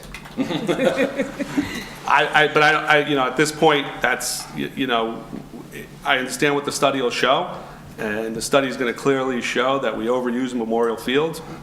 And I still, at this time, at this point in time, I would, request that, let's get the field fertilized, let's get it sodded, but let's immediately look for avenues to have the children either practice somewhere else and not throw this money out, just throw it out in the trash like we have in the past, and maybe, offset some of these costs to practice in other venues. Yeah, this is just my opinion. I haven't, it's all out in transparency. This is the first time the council's hearing my views on this. It's something that had to be said by me. It's frustrating to listen all the time that we're doing this, and we're going to plant the sod and we're going to start playing on it the next week. Well, that's not going to work. We could plant the sod and let it sit for 6 weeks. Still not the greatest thing in the world, but at least if we give it 6 weeks, it's better than a week. It has a fighting chance. It has a fighting chance. It's still wrong, Yeah, right. but it's better than what it was. We take them and put them somewhere else and say, all right, you guys can play your games here, but you need not to practice here. Something like that has to be done, or else the field, will never be usable the way we want it to look. Mike, is your experience, do you want to be in on the writing of the RFQ? I will offer my services, whatever you'd like. Okay. I'm here. Just, you got my phone number. Know where to find you. But that's what I was thinking. I would definitely look to you for that, for at least get me started. Thank you. Anything else, gentlemen? On Memorial Field? Mr. Bruno, Mr. Conley? Mr. Allman? No, just if we could get, I know it's probably a little too early, but if we could just ensure that the sprinkler system is up, because I think the last two of 3 years, we've had issues bringing it up, either due to the pump or I think there were some electrical issues last year. So the sooner we can get that up, the better. Yeah, what I was told was, obviously, with maybe the weather we're having in a couple days, they don't like to do it while there might still be a frost or anything, because once you put pressure in those lines, you have water in them. But as soon as they're reasonably sure that we're past that point, sprinkler is first priority. Okay. Thank you. Dr. Cassidy? Moving on, Washington and Pascack intersection. This was on the council's agenda. The mayor has already provided us in his report a lot of the information. I was saddened to hear that the county executives 2018 State of the Union did not include Washington and Pascack. He did talk about other intersections in Bergen County. We were missed.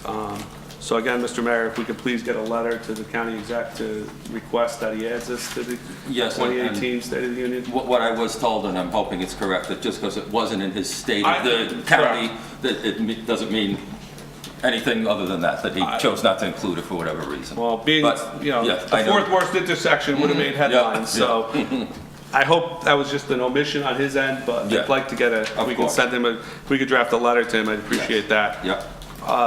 Anything else, gentlemen, on Washington and Pascack intersection? What's the next step? And so, understanding that there are some measurements that were taken, they're going to update, I guess, the schematics. What happens at that point? My understanding is, once the engineer is done with all that, he will submit it to the county.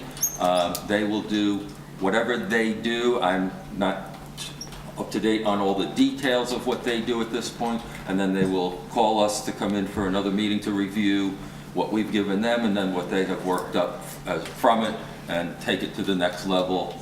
Again, whatever that is. I'm sure Mr. DeSena can be better informed than I am as to the procedure. That pictorial picture I provided back in January of the overlay on the Google Earth map, that will be put onto a map showing all the actual property lines of all the adjacent properties that we need to either acquire land from or realign, so we don't need to acquire land from.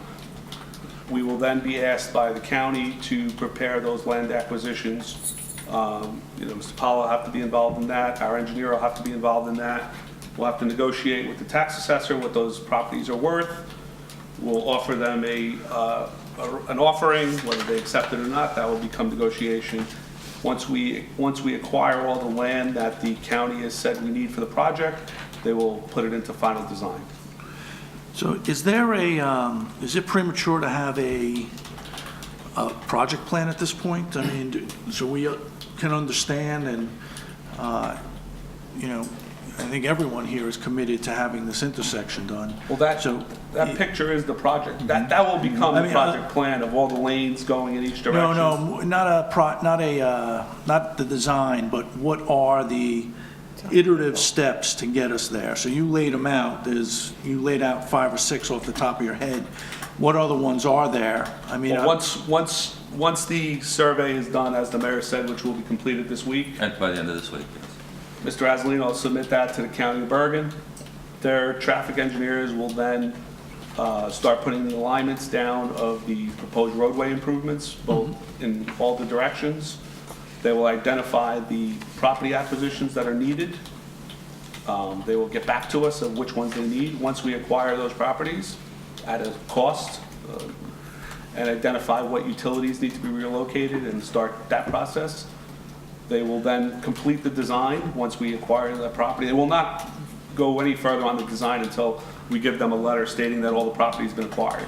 So we're kind of in a holding pattern until we identify that, those acquisitions that are required. Once those acquisitions are identified and we secure those acquisitions, we then, give it back to the county, traffic department. They will have either Mr. Azzolino complete the design in totality. It will go out to bid. A contractor will be selected, and we'll proceed from there.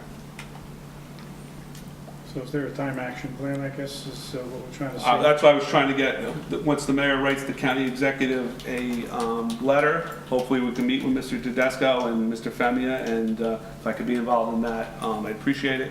Certainly. And we could move this forward. I'm hoping that some of the funding could be somehow put into the 2018 budget. It is a large project, so I know we've been talking about this since January. The soonest I could see, if we acquired land by June, they completed by August, September, it'd probably be early, late this year, early 2019. And hopefully to put a shovel in the ground. But we need to keep in front of them that we need this done, and this administration, both the mayor and we are, expecting this to happen. They are certainly on board with time of the essence. Yeah, it is ranked as the 4th worst intersection in the state of New Jersey. So we do have a ranking. It is number 4. What's that? They're top 3. And who ranked it? What's that? Who ranked it? It's ranked by the state, yeah. So it is a horrific intersection. We need to. First time you ever want to first. Yeah, you do not want to come in first or in the top 10 of this. Well, then hopefully that'll help us with our grant application, which we're still waiting to hear on. We received Robinwood, which was submitted at the same time. The Yes. discretionaries, with the new governor coming in, he's going to want to release them. So keep your fingers crossed. So, anything else on Mr. Ullman? I hope that kind of answers your question. Yes. Great answer. Nice outline for our procedure. Thank you. Mr. Bruno has cash reserves on the agenda next for council. Fairly self-explanatory. I'm just trying to understand what we have, what we can use, and get all the riders discussed against the ordinances. I mean, we were quick to take the ordinances down to write off a receivable, so before the budget process is done, it behooves us to understand where the money is and what we can use. Agreed. So that we don't tax the taxpayers again for the third year in a row. Agreed. I mean, you sent the email to the mayor and I, and it belonged to Ashley, and I referred it over to her, and I don't know if she's responded to you directly. I haven't heard from anybody, so. Okay, just so you know about the she had responded or indicated in email that some of the reserves may be subject to riders by dedication. I said, what does that mean? And she didn't exactly explain, but what we did was I asked Sue to pull the resolutions for the ones that she said were dedicated by rider. Now, I've been anxiously waiting till she's coming, hopefully she'll be in tomorrow. In looking at some of the riders, I think they're not going to restrict our spending, but again, that's subject to her review and either the auditor's review, because it looks like most of them related to dedication in that current year budget, and that was the limit to how they were dedicated. Other ones were ones we were never going to touch anyway, like outside billing or the accumulated absences. So, again, it's really a finance department activity. I have been helping because I know it's something everybody's anxious to have answers to. And I thank Sue and Cornelia for doing a lot of work to pull the resolutions and the ordinances, because it was like finding a needle in the haystack. There were no dates, there were no numbers on them. And in fact, some of the resolutions, one of the resolutions, or a couple of them, suggested they related to shellfishing. The citation was all off, so I don't know if the one that went to the to the state was corrected, but again, it's just now it's an interpretation of what those mean relative to what the reserves are on hand. I mean, there's a bunch that, some say various town improvements. Well, those are ordinances, that's different. Yeah, but we're funded and unused. There's one out there that's, I think, the Memorial Field that has money in it that I have no idea what's happening with that. I mean, this is money that should be stripped, put into the reserve, put into the surplus, or the cash, however county-wise it has to be done. Well, that's... And used against, Mr. Farrar brought up a point. I mean, what we do with the $1 million is another story. Quite frankly, if we pay down 26 to 25, I don't know if the dollar impact will be felt as much as putting an intersection in for 400,000 or fixing the fields or et cetera. So all I'm trying to do for, this has gone on for 2 years, is what can we use from these reserves? Well, that's, you're mixing apples and oranges. The reserves is one thing, and then Reserves, trust funds, ordinances. My email listed 10 of them. Yeah. So all 10 potential monies that we have. Right. What can we do? Well, also too, one of the things that Sue did not Sue, Ashley did last year, I know, when she was doing the exercise on what to fund the bands, she didn't fund projects that were not moving forward. For instance, and Mr. DeSena, you don't know this because you weren't on the council last year, but you made a comment that we funded the firehouse last year. We didn't. The council authorized the debt. The finance office did not borrow because they knew, they were told, there's no project in the offing, if it will be funded this year or next year as it is. So there's an evaluation done, the ordinances authorize the financing, and then the finance department does an assessment, do we need this financing? And then there's other times where you're doing your legwork for the project and you haven't yet financed, and that's where you get into a situation where you have unfunded ordinances, which are just part of doing business. But again, I forwarded it out to Ashley, and we'll try to get a handle on the numbers. I guess as the newcomer, Mr. Bruno, I've been listening to Mr. Bruno and other members of the council discuss this ad nauseum for years.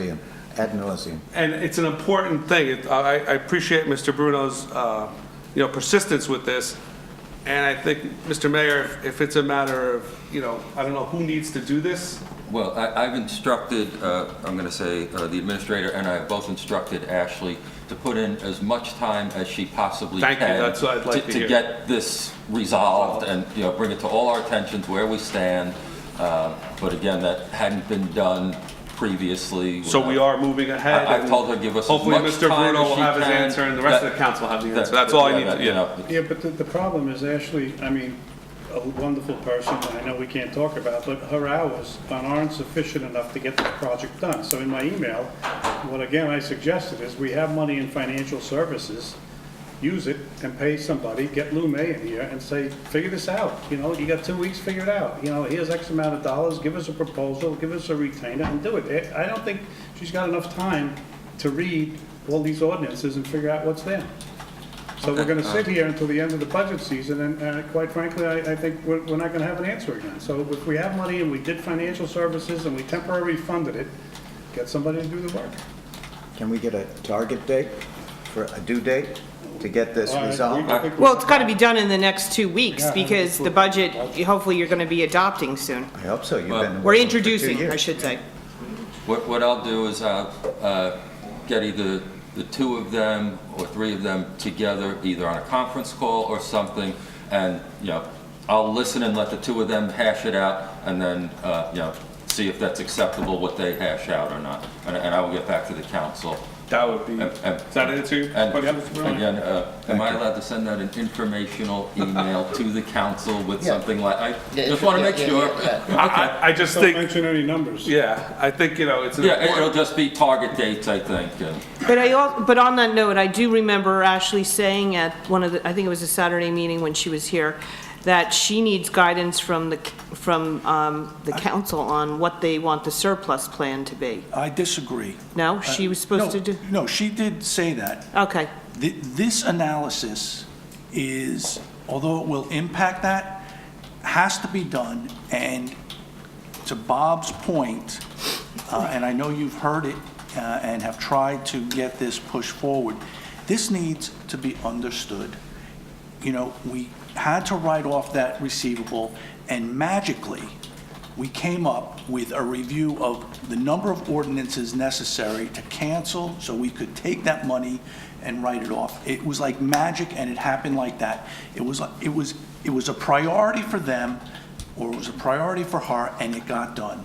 This is a priority for the council, and, so understanding the reserves, understanding the ordinances, what is untouchable. You mentioned the 2, the overtime, the terminal leave. If those aren't touchable, then let's understand that, and let's understand where all these pockets, and they're not hidden pockets, but what they are and what we can do with them. And in terms of a surplus plan, I think, I have some thoughts on it, and perhaps we can bring her back and we can have that discussion. But to me, they're mutually exclusive, although there is a relationship between the 2 of them. I thank you for your comments, Mr. Allman, but I think the answer is still that, Ashley and the mayor and Lou May will have a discussion. We'll jump right on. And we'll get on this, because this is going to have an impact on the budget. Because I think it's time that Mr. Bruno and the rest of the council gets the answers to these, important questions and that have been lingering there for years. I couldn't agree more. You were a councilman at Yep. the time, and you know they're lingering, so. I you was were on this asking the side. same questions. Yeah, I mean, we need to, it needs to be put to bed and completed finally. So if we can get on top of that, because like Mary Ann said, we have 2 weeks. And we need it done in less than 2 weeks, because we want an answer before Yeah, that, and please. I think we're all aware, but I just throw it out for the public benefit. In the budget, we're putting in enough salary to hire a full-time CFO, so we don't keep falling into the same thing over and over. We'll have someone dedicated who works just for us, who will be obviously, more responsive than a part-time person can be. Thank you. Mr. Bruno, you have the next one. I think we discussed that prior, or is this something different? No, this was prior, I sent an email to Ken, just trying to follow up. So, I'll go follow. Yeah, I tried to set up a meeting this week, but the individual that I need to meet with is on vacation this week. So as soon as he gets back, I'm going to be meeting with him and going into this issue that was raised. I read the email. so we'll have something. If he's back next week and he can get me Fine. next week, I'll try and do it next week. Okay. Also, I wanted to also report on the doghouse property, because that was also Oh, part of yes, that okay. email. So, Mr. Razzolino went out there, and so did Mr. Maznek, and they did, a thorough inspection to try to identify the town property and the property that belongs to the Old Harmony and, those people. So, they've identified, there are some issues, some substantial issues there. There are, this time, instead of one truck, there were 2 vehicles that were on township property and appeared. It was a truck and an RV. I wasn't at the inspection, but I spoke to the people today. So that's number one. Number 2, there was a shed that's built, which appears on their property, but what it's being used for is a question, whether it's a permitted use or not. There is the question of what appeared to be excessive leaves on township property, which possibly, I'm not saying it happened, but might be put there by the landscaping company who was renting the place, and that should not be done. And the third thing was in trying to lay out the property itself. It appears that there was the parking lot encroaches on town property. This goes back quite a ways, though, as you know. So there, in my mind, there are like 4 issues to address there. Now, Mr. Baznak's going back there again shortly. We'll be talking about what summonses and letters and things like that need to be issued. But we are following up on it, okay? That's basically where we are. Just one question. You mentioned leaves that are being put there. Well, I'm saying it Potentially. Yeah, they noticed that there were a lot of leaves, which no idea how they got there. A continuation of that comment was the landscapers who rent. Are we renting that? No, it's renting on their property. Okay. There's property, we're not renting to anybody. Okay. But the question is also, is it a permitted use to actually have a commercial situation on that property? It may not be zoned for that. We're trying to look into all of those things. And that's an adjoining property? That's the adjoining property. We have two pieces of property there, and at one point, we were looking to sell that to a bank. Didn't happen, so there's a question of the use of that property itself, as well as the impact on the pieces that the township owns. Okay. Is the boat still there? Did they mention about somebody's boat? I don't know if that's... They mentioned a recreational vehicle and I know I saw a picture of a boat. Yeah, so, I don't know, I think yeah. that's our property, but I don't know what that's doing. Well, the problem is that it's hard to tell from a picture because it's got to be laid out, Yeah. and I don't think there were markers. I think that the engineer had to go with a survey, didn't take his transit, he took other, I guess... Probably used the wheel. Whatever, so... Okay. But it's not as readily identifiable as you would think to just say, oh, that's our property. All right. Anything else, Mr. Bruno? Anybody else? Mr. Ullman, Mr. Conlon? No. Moving on, we had on the council administration. I'm sorry, Mike, I had my last comment on the labor attorney for the Oh, sure. PBA. And we had asked it just to research the possibilities of PBA, labor attorneys for PBA contract. Well, we could discuss that. I mean, not tonight, but I'll prepared certainly to discuss it with you. Okay? You want me to call you?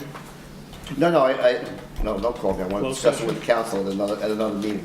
You want to do a closed session or something? Yeah, Okay. Okay, we'll move that to close for the but next. not tonight. Yeah. The next, is that it, Mr. Bruno? Yeah. I'm sorry? Yep. Next thing was the WTPD lead program in the schools. The mayor is, we've already discussed this. It's going to happen, so thank you, Mr. Mayor, and the rest of the council for your support. Under ordinances and legislation, change the form of government, Mr. Bruno? Yeah, I mean, again, there are 4 forms. Mr. Paulo sent the note out to the residents. You can read it, you can Google it, but, we should start looking at it. Following up, get petitions or whatever has to get done, my opinion. Anything else, gentlemen, on that? Moving on, review the ordinance home occupations. It's a carryover from the last meeting. I know we had asked for some things on that. I guess, Mr. Powell, is that something we want to discuss? Do you want to do it tonight, or, I mean, it's not, It's gonna be- I think we have push that budget. off. We want to push it off? Yeah. It'll be lengthy. 'cause It'll be it's lengthy, so I very, think. Yeah. So, gentlemen, is it all right if we move that into the next meeting? Fine. Yes. Okay. Under financials, we're going to go into the 2018 budget discussion. We could take a 5-minute break, and we'll move down to the conference table. Is that okay?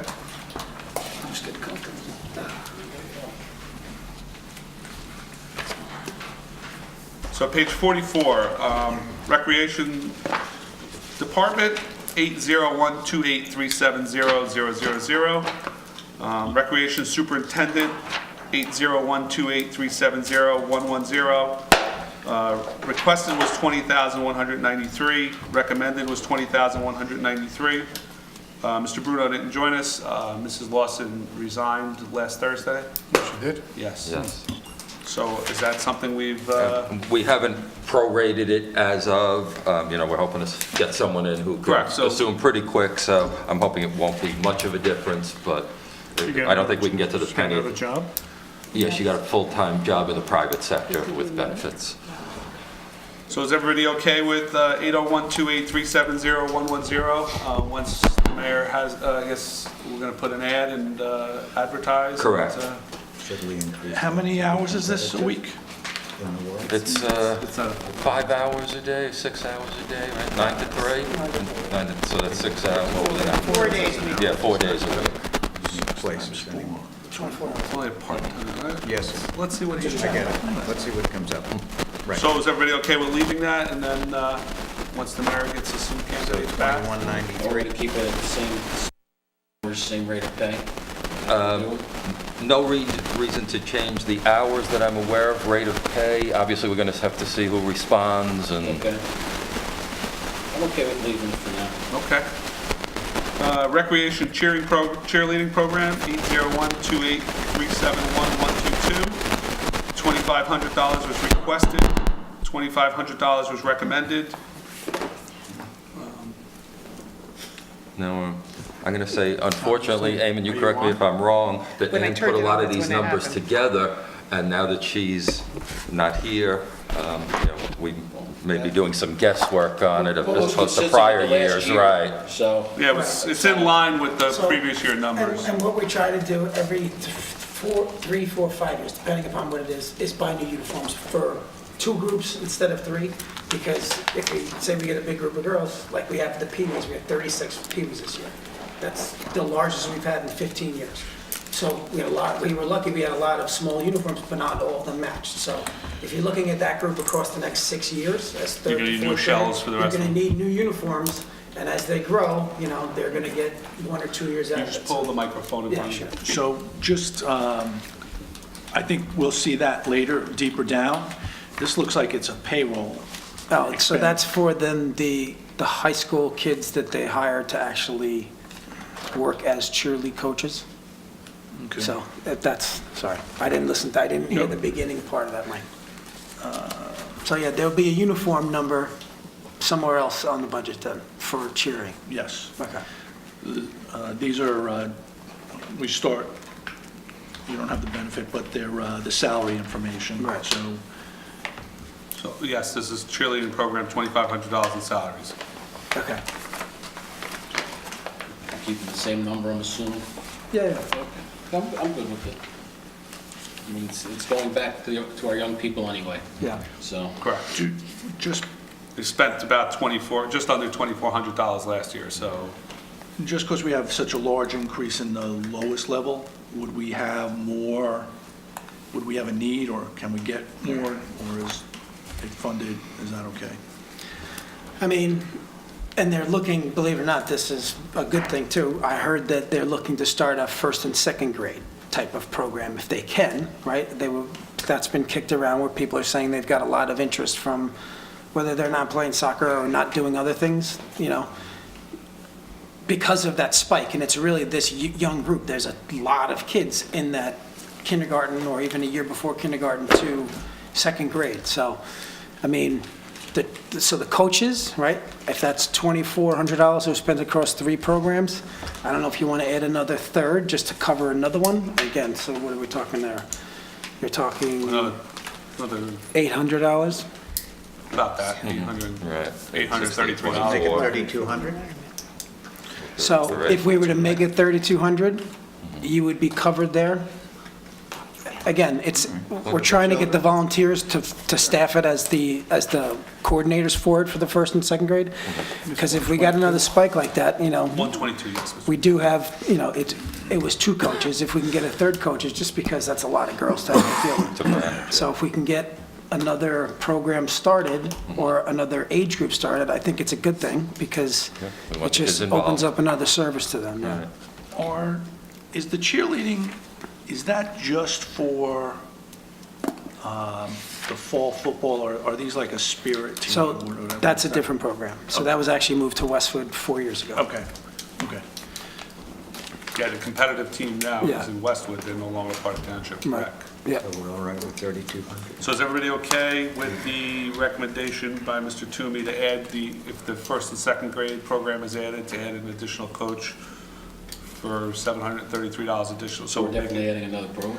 Well, again, I think it'll be if the need is there, right? We have to get somebody who's going to want to run it. I have heard the number of names added who want to do it.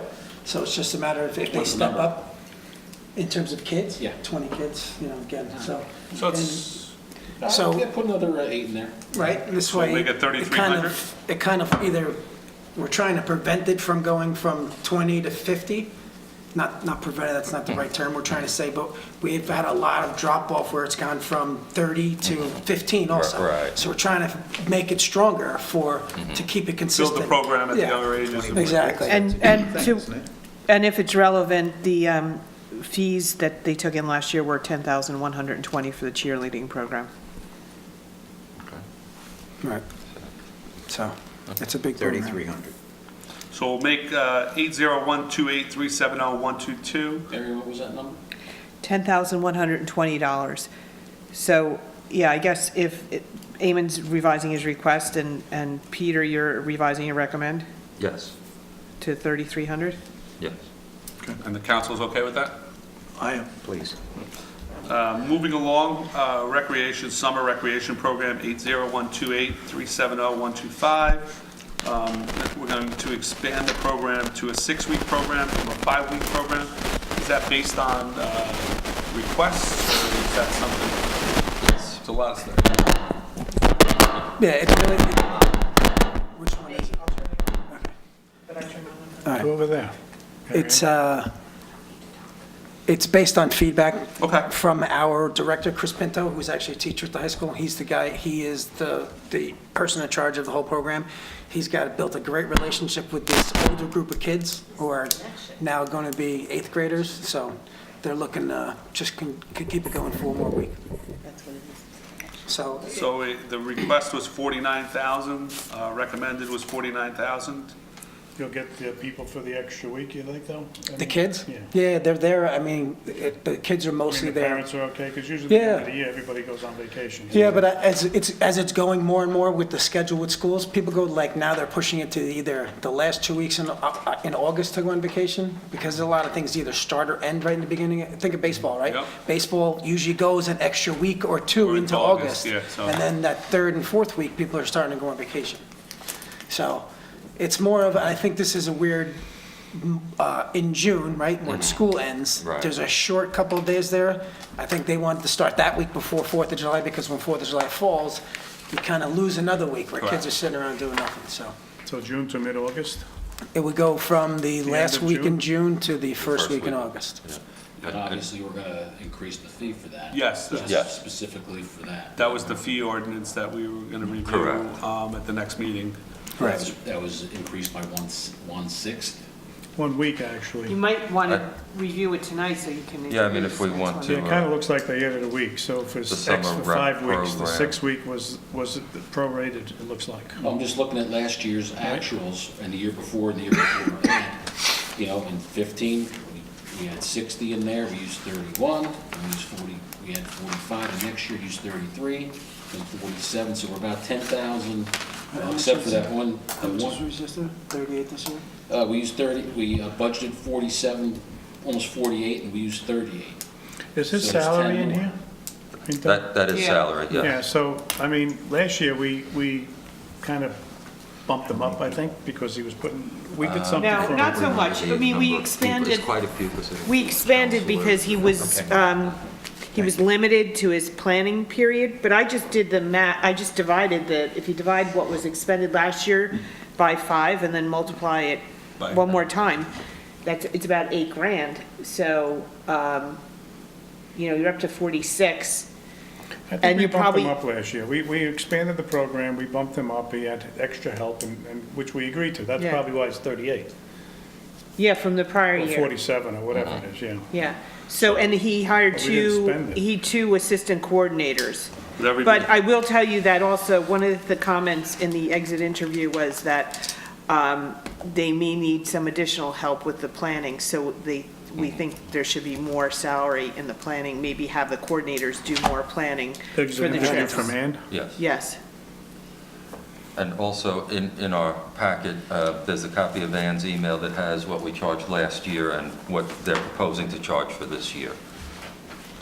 So if you, last year, the first chunk. if we take last year's numbers and we add 8,000 to it, we're looking at 46,000.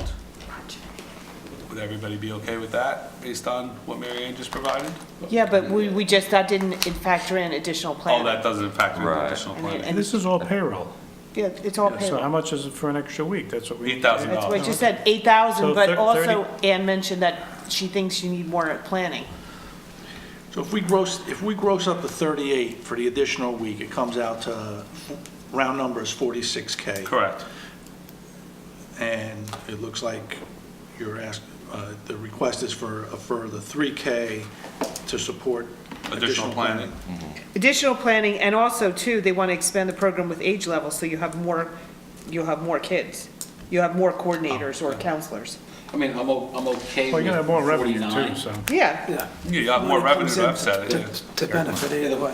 The 49 is fine, but again, I don't want to run, over or way under what we're. Well, that's why I'm afraid of it. You know, We've been so- trending so low on this item, that's why I was asking if That's- we wanted that's to the think thing, about so- moving it down, because we're trending so low every year. well, Then why we had a transition with the summer rec coordinator, or I don't know what his title is, in 2016. His hands were tied for a lot of the season. And then going forward, when there was a level of trust, the former mayor allowed additional hiring. I think there's still, like said, Still's a need to hire some more. there's a need to hire, and especially with the expansion of All the right, well, program. In my meeting with them, I would ask that we leave fund it and then, see how it goes next year, but they're very optimistic that the Okay. program It's will an will excellent draw. program, it's an excellent program. And I think where Chris is really trying to go is another co-coordinator, because when they have the excursions, one co-coordinator goes, one stays stays, here. and then if they are having a planned trip to the library for half the kids, kids or something like that, they really do need somebody to be able to do it. In this whole day and age of security and Yeah, what we're I talking about with the high school earlier, I think it's definitely in our best interest to do that. Gentlemen, are we okay with 125 recommended is 49,000? Yes? Okay, moving on. Recreation teen program, $1,500 was requested, $1,500 was recommended. It's 3 hours per week, $10 per hour for 52 weeks. Is everybody okay with that? Yep. Recreation director is $1,250. Everybody okay with that?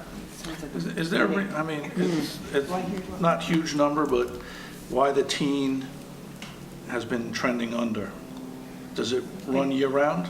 I think we have, and sometimes have been in between staff, short staff. I think there also may be summer months or that it doesn't run. And I don't know, have my hands on what weeks it does and doesn't, but I will tell you this year so far, We spent all of it, yeah. we've had all staff, and fully staffed this year. Right, it's a really, it depends on the 6th and that 7th grade class, which kids go. I know the 6th and 7th grade class, a ton of those kids go. So it's based on the friends that they have going from Westwood, the more kids That's from why they would Township go, are going, yes. right.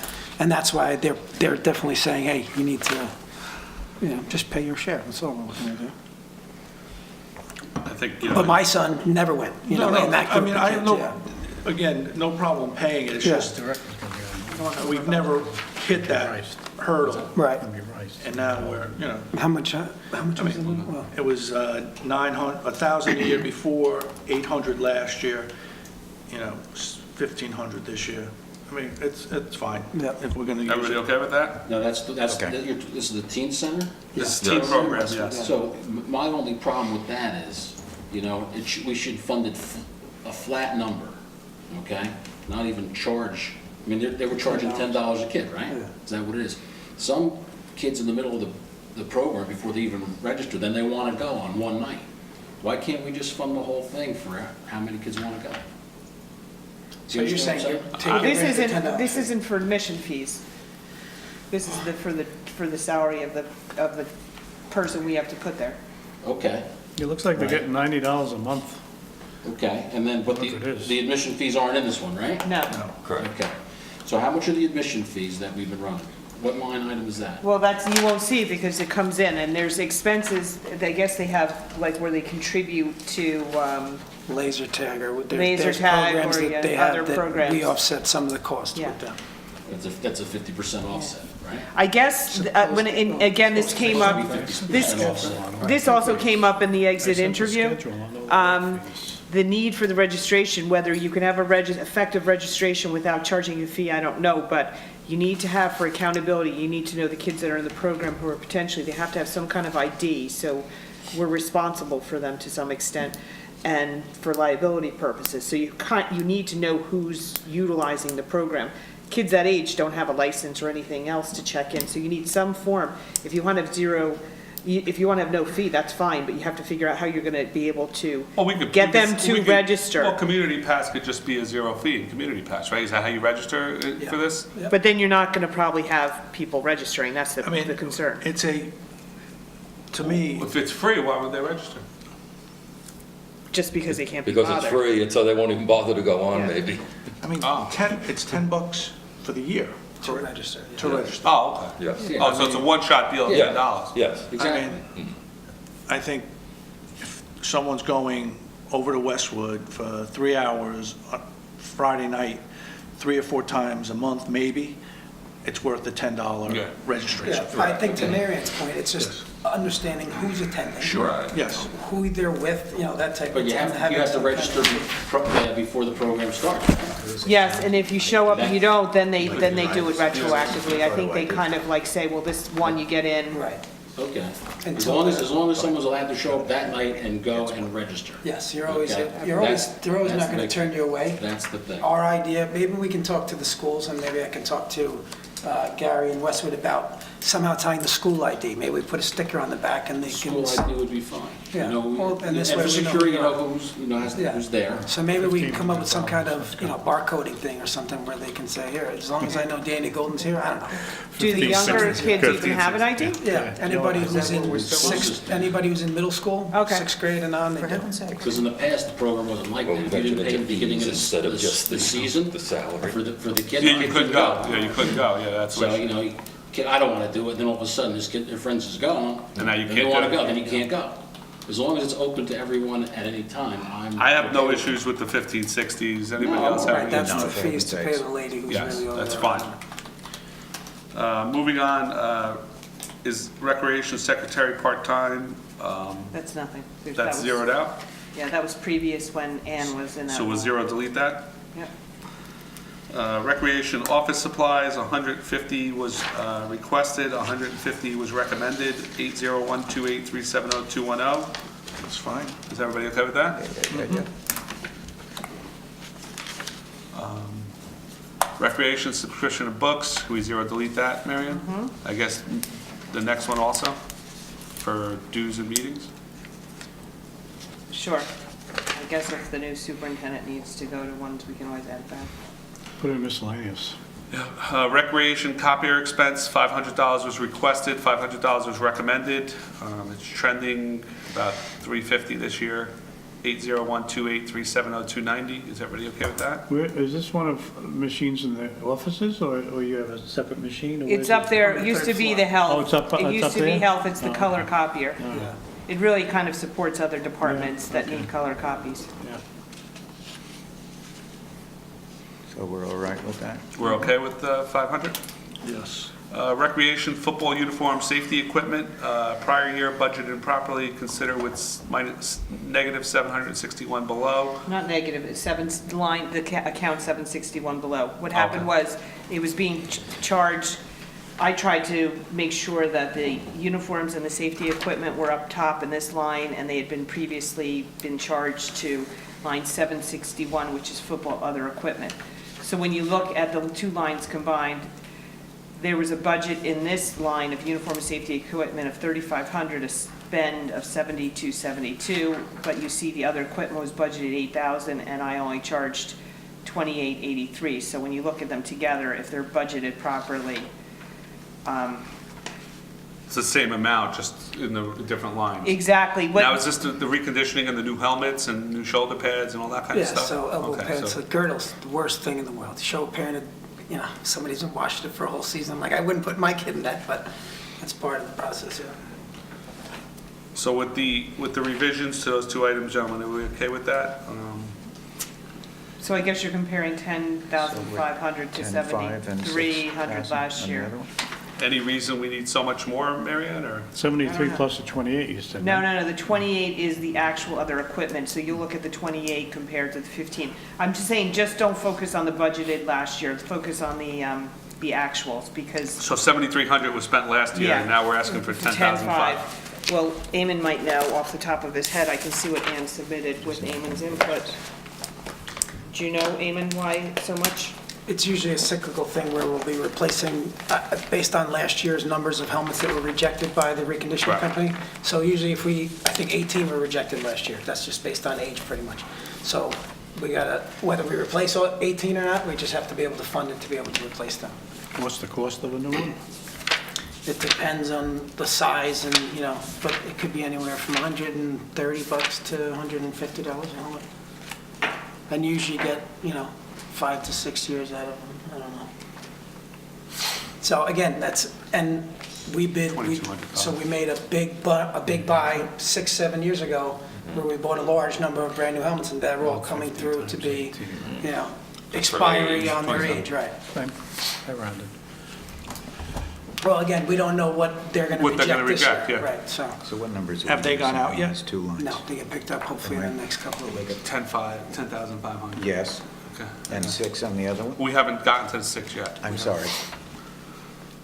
Gentlemen, we have the So request 10.5 is for new stuff, basically. is to replace the 18 that were rejected last year, And and the possibly reconditioning any, existence. possibly any that get rejected this year. Okay. It's for helmet safety, so I don't know how we could,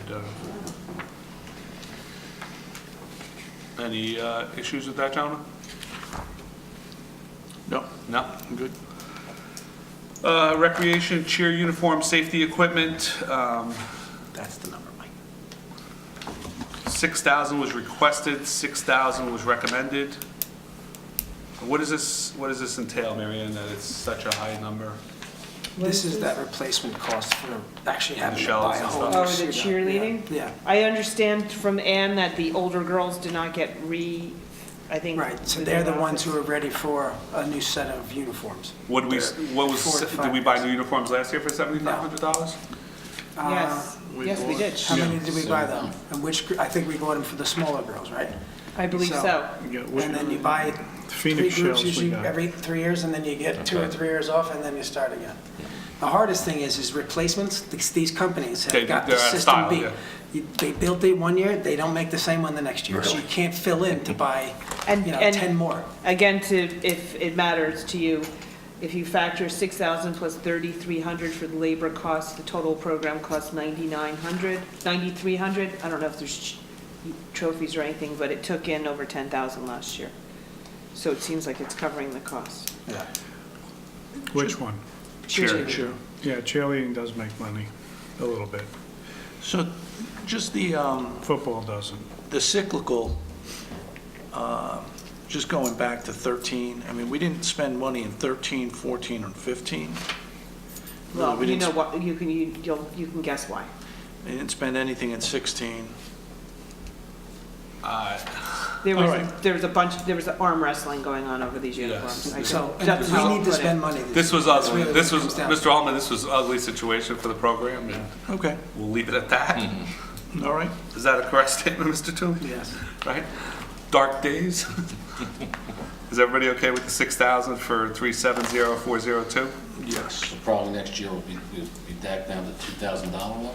I think it'll depend on that smaller group, right? Now, If the that first and smaller second group comes grader, we're looking at maybe shirts, like T-shirts Yeah. versus Yep. buying them shells or Yep. something like that. So that cost will be not as much as outfitting them with, The hardest thing is the growth of a child from 3rd grade to 6th grade, right? If you're trending with that group, there's gotta a follow where you it. really got to trend with the largest ones, just in terms of the number of children, that's where you got to make sure that you're trying to stay ahead of the curve so we don't get, sidetracked or hit the side of the head with a big bill for something we're not ready for.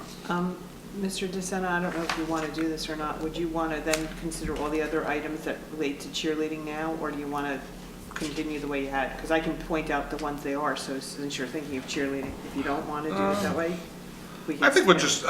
okay, keep is it all right if we just keep going, John? Yes. Fine. Recreation basketball uniform safety equipment, 80128370403. 6,500 was requested, 6,500 was recommended. It's the same amount that it's been the last 2 years. It's been trending a lot lighter. You want to just leave it alone, gentlemen? Except if you go way back. Yeah, this was uniforms and first aid kits. I think the program was a lot bigger if you go way back to 2013, 14, because I think you had classes that were, you had a lot more boys participate. Those were huge. We haven't bought a new uniform. We bought 12 uniforms in the last, 12 this year, or 12 last year and 12 the year before that. But that's when we replaced all of them back in 2013. I think that was the first year. That was We my started, son. yeah. So my son was in 5th grade. That was the first year that we bought the black and white uniforms we have now. We went from the blue and whites. Correct. So again, that's another thing that's going to be cyclical with having to replace them on a, year-over-year basis. So we okay with basketball of requested 6,500, recommended 6,500? It's the same as last year? So, understanding what you're saying, Eamon, to me, it's just, and we could blame it on a lot of things, but our spend has trended, there's another line, the spend has trended, consistently under. So, if it's a catch-up, it's a catch-up. What I would ask, though, is, coming out of these meetings, if we could get some idea of, looking forward, what that replacement What looks the like. need's going to be, right? It's going to be not Yeah, like we know 12 2 years, uniforms. like we know in It's 2 gonna be years. we're gonna 60 need- yeah. uniforms, right? And again, it's looking at, and what the uniforms we're talking about is the travel uniforms, right? So we've got 4th grade through 8th grade, so that's 5 teams on the girls' side, and 4th grade through 8th grade and we don't have, it's only 1 team per group. But what happens, like, right, the 6th grade took 15 kids this year. I'm one of the 8th grade coaches, so we had 13. So most of the time it's 10 kids, sometimes it's 8 kids. There's no 8th grade girls team this year. So there's no 7th grade girls team. So sometimes it trends up and down, but there is a lot of, there's 10, 12 at each of those younger teams. And, the 5th grade, the 6th grade boys programs, they're killing it. So everybody wants to play basketball. So Have we reinstituted B teams, or we're still not playing B team track? the hard thing about B teams is gym space. We don't Gym have space. it. Okay, that's fine. I understand. We just can't get it from anybody else. That's another, That's we fine. got as much as we have now. I mean, if there was a need and if you had 24, like if you look at a tryout, most of the kids, if they're 15, 16 show up, you don't cut anybody, you take them all. So, Okay. but I think what we've got to look at is, of the uniforms that we've got 5 years ago, how many of them do they need to be replaced now? Yes. Just, mostly the larger size ones, because it's a lot more material. When it goes through the washer and dryer, it shreds, or numbers are coming off and things like that, so.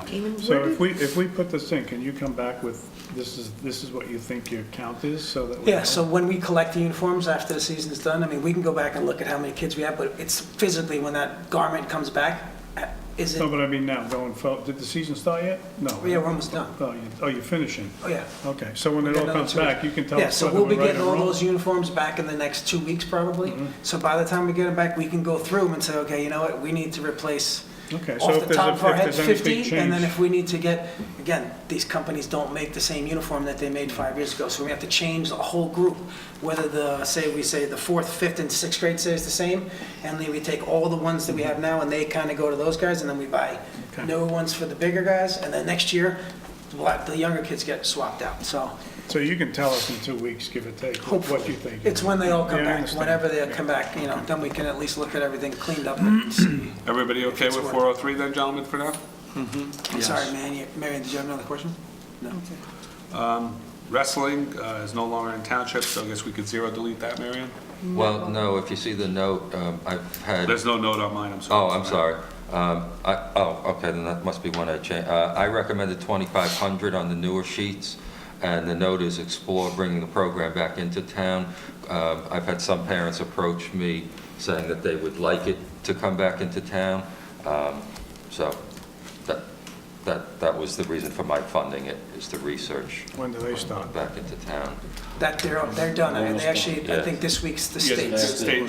This is the last hurrah, if anybody made it there. Well, that's the high school, the little guys. I guess, Mr. Mayor, we'd have to talk to Gary about reclaiming and all, I think there's a lot of logistics. I understand it's a great thing to get them back in town, but I think there's we have That some it's logistical. intertwined. Yeah, because it was always intertwined with Westwood. It was always a joint program, but, I think to poach from them after they did us a favor of taking us and Yeah, getting the new uniform. like I said, all that I kind of funded it stuff. just based on some parents' comments saying, they would like to explore the option. Obviously, if we don't fund it, then it doesn't pay to even explore it, but I leave that up to you guys. I Just guess- telling you why I put it in. Can we hold that, and then if you can get back to us with what you discuss with Westwood Recreation? Yeah, Mr. Can we Buckmeister? discuss that with them? Sure. Yeah, okay. I just think But they've is that done, gonna they've done flag that there? they've done a duty to Yes, us by right, taking yeah. our boys, I and couldn't keeping the agree, program yeah, going, when- and now we're gonna Yeah. just poach them back just to have them back. I think there's some logistical issues there. Recreational lacrosse uniform, safety equipment, 801-28370-405. 13,000 was requested, 13,000 was recommended. It's trending about 12,100 as of last year. Anybody have any issues with that? This is all new stuff again? Yeah. Eamon, do you actually have that paperwork? The number of uniforms? No, I sent you stuff to sign. Oh, I didn't, I printed it out, I signed it, I forgot to print it. Okay. Are any of these uniforms, do they stay with the kids after they leave the program? It's not that it's completely disposable, but it's, and again, it's shorts and it's not like the basketball uniforms are a lot sturdier because they're built to last like that. These lacrosse uniforms are just not built to really, you know, it gets 15, 16 games, it gets washed 10, 12 times. Not that it's falling apart, but they're not meant to. Yeah, not going to really go reuse them from next season year. to Yeah, season, yeah. yeah. Think of it, even a baseball uniform, it's not so much that they're wearing it, it's how many times it gets washed. Mm-hmm. And if it gets washed with bleach or not, or whatever, you know, they always tell you don't use the harsh chemicals, but. That's the only way you get them clean. Can't control that. So we're at 13? We're at 13 requested, 13 recommended. That's one program that seems to spend their money. It seems pretty Yeah, consistent. it's trending pretty consistently at Yeah. that number. It's at 12 and 13, Yeah. all the way through. Everybody okay with that? Yes. Mr. Bruno? Yep. Lacrosse rental of lights, 3,000 requested, 3,000 was recommended. Was this for any particular application? So years ago, or 2 years ago, no, 3, maybe 4 years ago, when we rented the Knights of Columbus, right? They put Okay. money in to rent the portable lights. And that's And what we still- and that's you're what still- that's been there for, yeah. It's never been, it hasn't been spent in years, okay. Right, so I don't even remember the last time it was used, and that's, we got them the first week at the Knights, the last time we got them, and there was so many complaints from the neighbors next door, we had to pick them up after the first week. So we planned to use them for 5 weeks, but because of that, we actually told the company to come back after the first week and say, you know what, it's not even worth the aggravation, and they came back and picked them up. So zero is funded. Do we have an agreement with the Knights, Mr. Mayor, to use the field, or? Not that I'm aware of currently, No, so no. again, we've had conversations with them, but it's just, we need lights, right? Whether, I went to the Knights last year, and I sat with Dan Scuderi and a couple of the guys who were on the board over there to talk about moving men's softball over there, and it was the same thing, right? You're gonna have the lights on down there, and, You're gonna get know, the same it's complaints. the generator Same complaints, noise, and it's the same problem. Yeah, the condos issue are right doesn't on go the property away. line Yeah. there. People won't put up with it. So, is it right, we zero that item out? Well, again, do you want, you're talking about moving us someplace else, if I can go get time at the arena or someplace else, does that encompass that, or is there another line item there for Gentlemen, facility rental? No, you should do another line. We should do another, it should just become rental then. It should become Field rental. venue rental or something, Field right? rental, You're gonna right. have to do that for a lot of them. I mean, you're gonna have to get people off that field, so you're gonna have to be renting fields all over, I think. Well, again, that's if they're even available. The problem is No, I a lot of understand. them aren't. Yeah. Nobody wants to give us anything. I hate We to should say have, that, but we should have a rental somewhere. I think there's a line item in Oh, there there's for school rent, 12,000. there's school rent cheerleading. That's for cheerleading and Yeah, I basketball, know. so So we that's not can, it. can we add a line, Mary Ann? Can we change that, Mary Ann, from We can lacrosse? rename it. Can we rename it venue Well, rental? I think there is a field or facility rental number in there. I don't remember. No, I think it's been deleted because it's not on the copy we're looking at. So, So- gentlemen, are you okay with, Oh, and if that's it, it's gotta be Mm-hmm. way more funded than that. well, why don't we hold that item? Why don't we change, is everybody okay with changing that Flag it to to add it. My point. venue rental, and then you'll You're gonna be get? renting lights all over, maybe, or fields, whatever. Yeah, let's hold it, as I'm Not asking. lights. So So we gotta get field rental I would costs. recommend that either Peter could change it or we just zero it out, because it sounds like we're not gonna rent. No, we're not renting lights. But, Well, again, it could be, maybe it shouldn't be classified as lacrosse, or it should just be light rental, because if we wanted to swing that, like I said, Or we can make a venue rental, and then whatever it ends up being, it ends That's up being, instead of we're not limiting it to lacrosse, then it could be for football or whatever. well, my suggestion was to open a second line. But I think it's worthwhile to separate if we're renting, the arena or another school or. Yeah, because all this history will carry along with it, and it'll be a misnomer yeah. in subsequent years. So So I would tend to agree with you, Michael, that we delete this and open up a new one. Delete or rename it. Do you know what the 3,000 would cover? It wouldn't even cover rental. I mean, it was $750, or it was, so for 5 weeks, it was $125 per week per stanchion, with the $750 delivery fee for the machines. That was the biggest thing. Yeah. So we were renting 8 at a time, right? So it wound up being, it was even, I think it was like $7,000. I don't even know why it was. 1,000 Yeah, a week times how many weeks? right, it's times 6 weeks.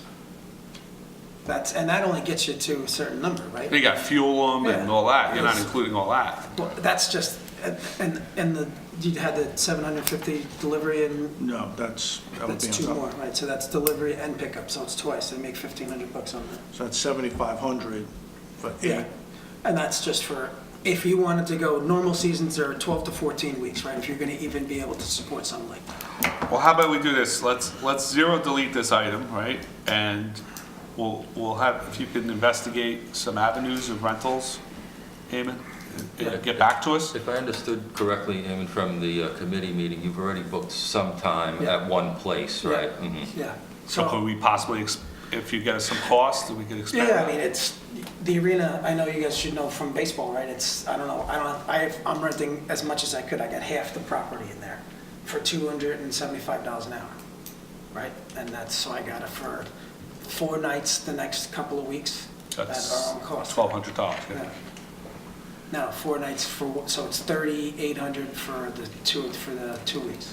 Two. And then I have another place in Ramsey because the arena wasn't available that I got for, he was $285 an hour. Again, it's just Yeah, it's- figuring out what the So I guess if we numbers can are. come up with a plan and what nights and where we're going and what the costs are, Yeah.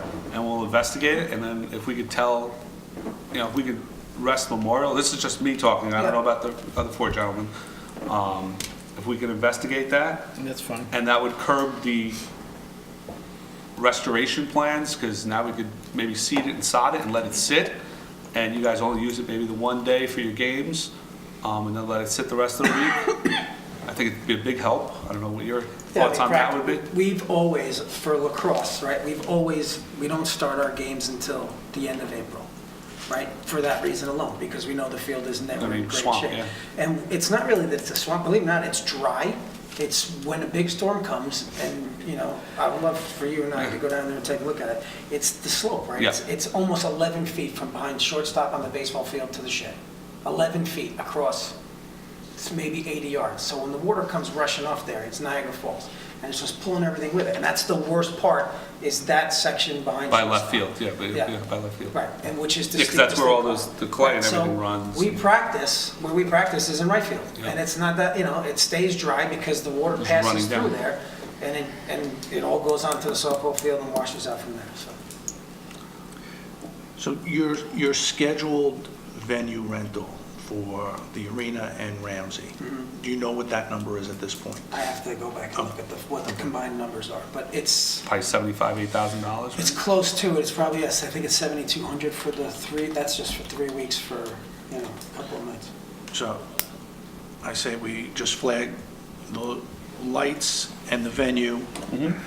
But again, get a program. that so only we gets know. me to April 1st, right? And that's a problem too. So if I can keep going, we'll try and keep going. I've got to call the guy. Well, maybe he can give you if we that's what I tried promise to him, do. hey, we're gonna rent this thing till And that's what I tried to do. May That's or- how I got this. into May or something, Right. maybe he may, be able to work his, not much, I don't think he's gonna come down hundreds of times, but he may be able to give us some kind of Volume discount. discount. Again, it all depends if the sun's out or not. If the Correct. sun's out, we'll get all the field time we need. But if sun's we, not but out- if you contract with them, Yeah, that we yeah. have the fields Again, I for, think it's all gonna come down to how bad this storm is and if we get another one. Because if that's gonna drive everybody else inside. to those as fields, well. yeah, absolutely. So, and those are really the only 2 places that I know that can accommodate. I mean, we have 206 kids in our program. That's Now, what about full using start. can we use the high school field at all, or No. have we researched that at all? Yes. So it's off, it's, Yeah. Back in June, and I know Ann sent another reminder around. Back in June, Ann and I went to talk with the business administrator at the school and the athletic director, and they showed us their schedule. I mean, they're booked. you okay, know. I just Yeah, wanna make sure we. They're booked every night, they're booked on Sundays. I'm gonna try and go to them, I'm gonna go talk to them myself to try and get some time for the next 2 weekends, just because we'll see if we can get something, and if he can't, once his season starts, he's at the mercy of the weather just as much as Correct. anybody else. With makeups and so Yeah. forth, yeah. And if this storm's bad Wednesday, nothing is gonna be. And Absolutely. we could sell our hours at the arena for top dollar. Do you know if the school, so I know you're approaching them to get on, and they're booked. Are they booked strictly with high school activities, or do you know if they're renting it to other No, not renting. Again, so they rent on Sundays, they rent to Dragons soccer, Yes. right, for the turf field. And that's been an agreement for, since I think the day that the turf was put down, they got in early. And they've had that same, like what you're talking about, I'm on a block of hours every Sunday to be able to have my games. So they're definitely not renting it to outside sources, no. Okay. There's not. No, other than the Dragons, I don't think anybody else is using it, Mr. No. Allman. Okay. And I think you're absolutely right. It was an agreement right off the bat. Yeah. I mean, track and field, the track and field group does use it. St. John's uses it for track and field days. So that'll be in the spring. Sure. But that's really, yeah. and that's for a couple hours on a Wednesday or something like that, so. But there's really nobody on a consistent basis renting it from them at all. And someone said before this in the public session or something, even about Westwood Fields. Do you check into Westwood Town Fields Yep. also? I've spoken to Kind of Gary. the same story. Yeah, well, again, they've got. Well, Gary's going to have an they've got a issue rest coming in day for- October because they're going to redo Westvale. Yeah, and they're. They're going to shut it down for, I think, football season, right after football season or Right something? after football They're going to shut it down right after and do a full restoration of the natural turf at Westvale. For all of it, yeah. For all of it. Corner to corner. So, and that's, what they really realized that last year. And I know that's why they were budgeting it for this year. Correct. To be able to do that. But they're still, they've shut, like, we used to use the main football field. Right. We used it, my daughter's now in 6th grade, so that was 6 years ago, or she's a high school senior now.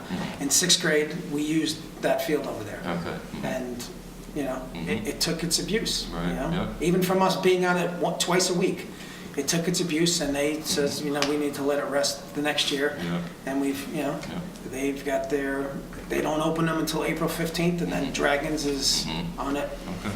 all the time, so. Good to know. Thank you. Okay. Recreation printing, I guess we could delete that out, Mary Ann, 470? Already ahead of you, got it. Recreation miscellaneous, $3,000 for fingerprinting. 3,500 was requested, 3,500 was recommended.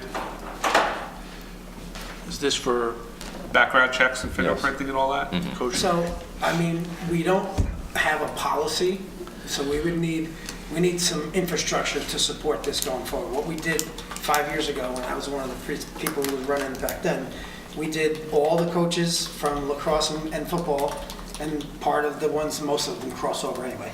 We went through, this is that Megan Kanka's law, where we got funding for that. It may be available again to look at it, but from an infrastructure standpoint, we've got no way to track it. We've got to come up with some software to be able to say, who is my database of coaches? Have they been certified? Have they been, or else we're just chasing our tail kind of- What we've done in baseball, maybe we could speak offline, is in Community Pass, we've set up a registration, and you have to input all your data. when we And took it, yeah. And if you register as a coach, you put your account name in there also. So when you register as a coach or a volunteer, if you don't submit your, your background information that's needed to run it through the Nexus Lexus, I know it's a new one this year. Little League went to a new one. It won't let you complete your registration until that's done. So maybe it's something we could talk and. Good, I mean, add it to we use Community Pass. Yeah, well, that's what I'm saying. We do it very easily in Community. So you download your Rutgers card in there, everything. And I think this needs to just be a policy we as a group agree on, that's what we're gonna have to do, and then we can get everybody to register, we'll know who our entire database of coaches are. Yeah, so that's how we do it, is we added a volunteer coach. definitely. In Community Pass. So you set yourself up, like I have Joseph, Dominic, and there's a Michael Descent in there, and because my wife does stuff, Right. she's in there. So you register your 2 children or your 1 child, and then it says, do you want to volunteer, coach, or manage? You click on that, and then you add your name there and whoever's that name there, and then you fill out the form, you sign, you electronic sign it, and then it dumps you in there, and then it gives you the right to run the background check and the fingerprint. We don't, Little League, all you gotta do is do a background check. There's no requirement for fingerprinting. So I all think the it's do- background checks have gotten a lot better, and I Yes. agree, I don't know if the fingerprinting. I think the fingerprinting we don't do it in Little League, it's not a Right. requirement. All we have to do is run the national background check.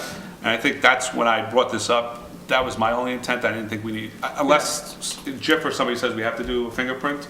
I don't think think just so. running the background check is the easiest thing. Yeah, and It's a lot cheaper then, and Right. it covers us Yep. Because you will get some hits back, because people that are named Smith, somebody in the country or something is gonna Yeah. come back as a hit, and then the police department or somebody has to just review it, that it's not the person that lives. It's not the Smith, I'm not disparaging any Smiths, but that's usually what happens. No, The it's- AAU has a program that you can sign up for. You just have to be, the organization just has to be an AA member. It's like $350 for the club, actually, the whole town could actually do it. And they'll cover all your sports. They also have training as well. Yeah, I think we should. What is AAU, Steve? Huh? What is AAU? Basketball. Amateur Athletic Union. Oh, okay. So let's leave 3,500 in. I think we should, I think it's something we need to do to cover ourselves. I think it's a, you know, I'm not saying anybody's doing anything wrong in town, but I think it's just a insurance policy to our parents that we've done our due diligence and. Open up the newspaper. And listen, if it's just a background check, it's a lot easier. Oh, it's absolutely, because all you need Have is. to get somebody to go to. No, Paramus or exactly, I someplace think else that's pushing, I think, you know, for background check, you need your social security and your driver's license. And that's all you gotta submit, and, you know, somebody, the only thing is we have to make somebody the keeper of this information, so we have to talk to Ken about who legally could be the keeper of this information. Well, we have something in our personnel manual that I'm trying to work with the police department on. Yes. What's practicable, because I think the chief of police didn't want to be the guardian, and I have to check, because Well, there it becomes an issue well, because because there are children involved, I'm not sure of what level of background check we need to do, but it's like, I know by something us, we're trying to I find. know by us, the information doesn't get disseminated past the president and the vice president. Oh, no, it would never, I mean, No, it would be no, no. treated anything like personnel. Yeah, no, that's what I'm saying. No one It's- goes in the file other Yeah. than me and. It'll be personnel, it'll be like so it's important document, so I guess, like you said, we just need to make sure that the information goes to the right people. Well, there was language in the manual based on what Jiff had Goes to the police chief. proposed, and the chief was not aware that he was the gatekeeper. keeper. So I've asked him to propose some alternative language. Okay, is everybody okay with that? Yeah. Yes. You don't think if we just do background checks, we're gonna get any kickback on that, right? I think that's, No, again, I it's think just it's a a good, it's a number. benefit to our parents that we're doing this, and, If you get an objection, then you're not coaching. yeah, I mean, that's the way it is, That's basically. simple. If you- That weeds out a lot of people, trust me. Yeah, Oh, so. no, I don't think, I think a lot of those things, with today in society, most of those things, everybody's getting background checks if you, the second you walk into your job, so Yep. it's, Okay, so we're good, everybody's okay with 370,500, $3,500? Yes. School rental cheer, 0 was requested, 0 was recommended. that falls under, I think, the A different basketball- line? The basketball numbers Okay. for a couple of, School rental basketball, explained as started earlier, and with more teams. I think that should be stated instead of started. 801. No, started. Oh, the season started season earlier, started sorry, earlier. my And mistake. they have more- 801-283-70733, 20,670 was requested, 20,600 was recommended. Is everybody okay with that? Yep, seems official. I guess that's trending because it's starting early, right? 'Cause this will- starting earlier, and again, depending upon, If you make playoffs. we're at the mercy of, and if more teams make the playoffs, and then we're in the gym longer, yeah. Like the playoffs, the finals are the 20th this year. Oh, wow. They're a week later than they were last year. Moving on, recreation, football, other equipment, 801-283-70761, 1,500 was requested, 1,500 was recommended. This is where we flip the numbers to put them in the right budget Yeah, I line mean, the item. actuals, if you compare it to last year's actuals, that's what you should compare it to, not the budgeted last year. So it's half of last year, is there any? It's just under half. Is that okay? What was the number again, the title? of it? Football, other equipment. This is for, last year you charged, They this line was a requested blocking dummy. Okay, Was that a one-time deal? we got 4 of them last year, yeah. Yeah, so they're not gonna be repeating that, Okay. that's the Is difference. everybody okay with that? Yes? Yeah. Yep. Moving on, recreation, basketball, other equipment, 801-283-70763, 2,500 was requested, 2,500 was recommended. It's trending the same for the last 2 years. Everybody okay with that? Seems appropriate. That's basketball, it's whistles Yeah. for the coaches, bags and everything, so. Recreation, men's softball, other equipment, 1,500 for 1,000 was requested, 1,000 was recommended. Now, this is for Balls.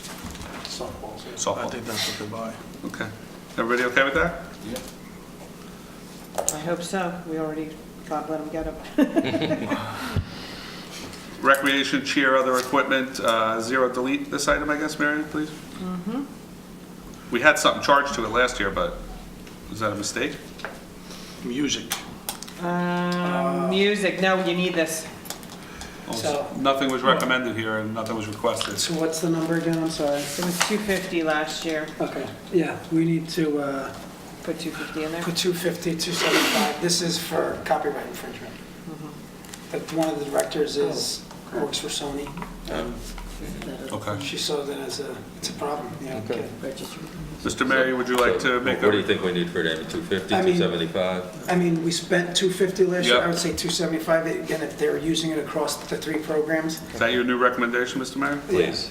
275, gentlemen, for 768? Okay. Recreational, Excuse me, Marion, can you change that wording then for subsequent years? Music? Yeah, Okay, sure. thank you.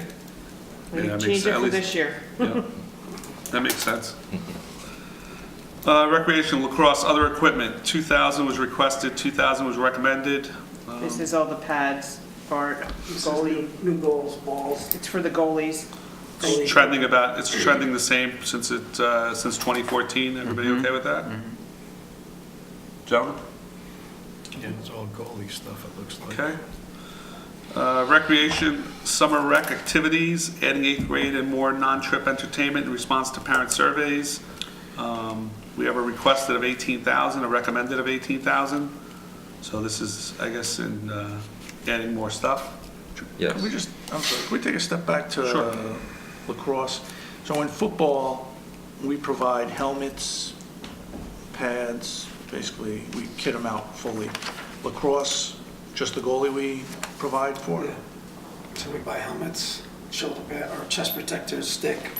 It's not a glory position. A lot of people don't want to play it, so you buy them a nice new shiny stick. That's how you get them to play goalie first time. But yes, in football, with everything is provided because it'll last 5 to 10 years.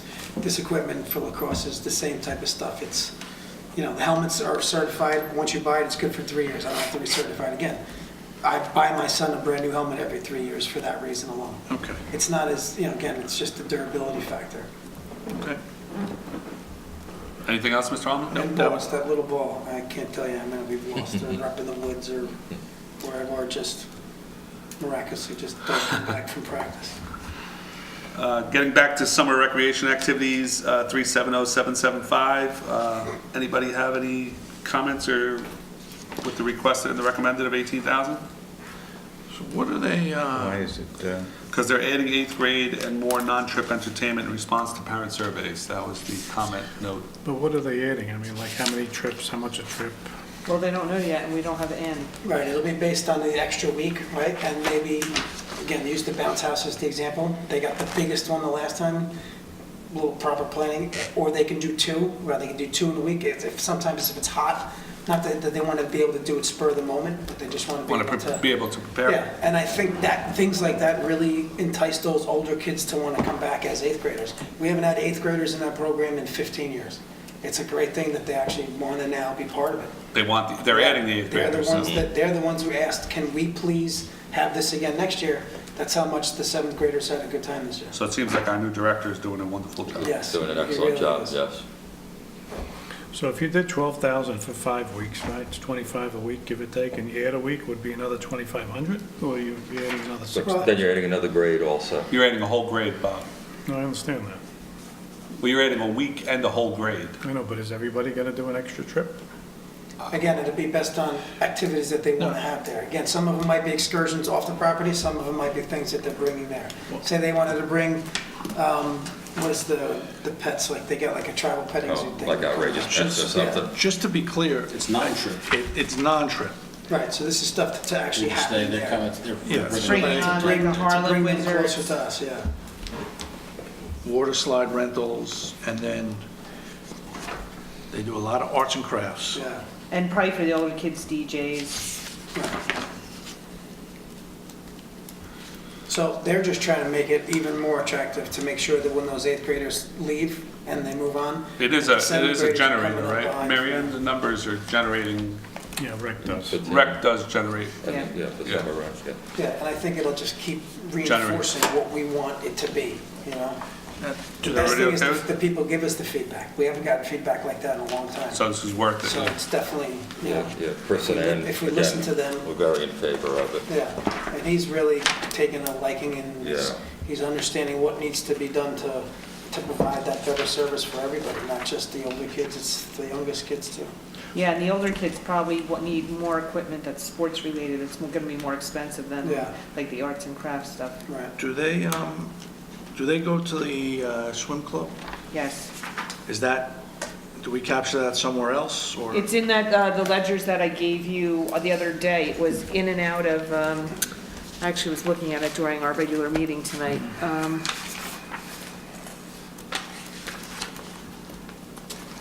It was 1,670 taken in and paid out to the swim club, and on the detail, they have it by age. I don't know. So is that like a pass-through? They pay as they go? Yeah, or- yeah. They pay through the community Yeah, they pass pay as system. they attend. They say that they're gonna do it. So I have like on the July 11th, grades 4 and 5, they took in 100, I'm $10 a kid, you know. The next day, grades 2 and 3, 8 kids. Next day, grades 6 and 7, 14 kids. So just like that. Okay. Is everybody okay with 370775 with the additions of the 8th graders and the more trip entertainment? Everybody okay? Just a comment, you know, you're looking at all these different programs here, you know, and we've gone through a page and a half, basically. Yep. Or 3 pages. And it's all broken down in different areas. We're skipping from basketball to wrestling to lacrosse, back to lacrosse, then to miscellaneous. Be nice if they were It would be grouped. nice if you can group them together so you know exactly what's coming in and where it's going, and then make grand make total. a control number, Yeah. okay? So it stays within that particular number. Well, in the And then- past, I guess they did it by the type of expense, and then as programs were added accounts.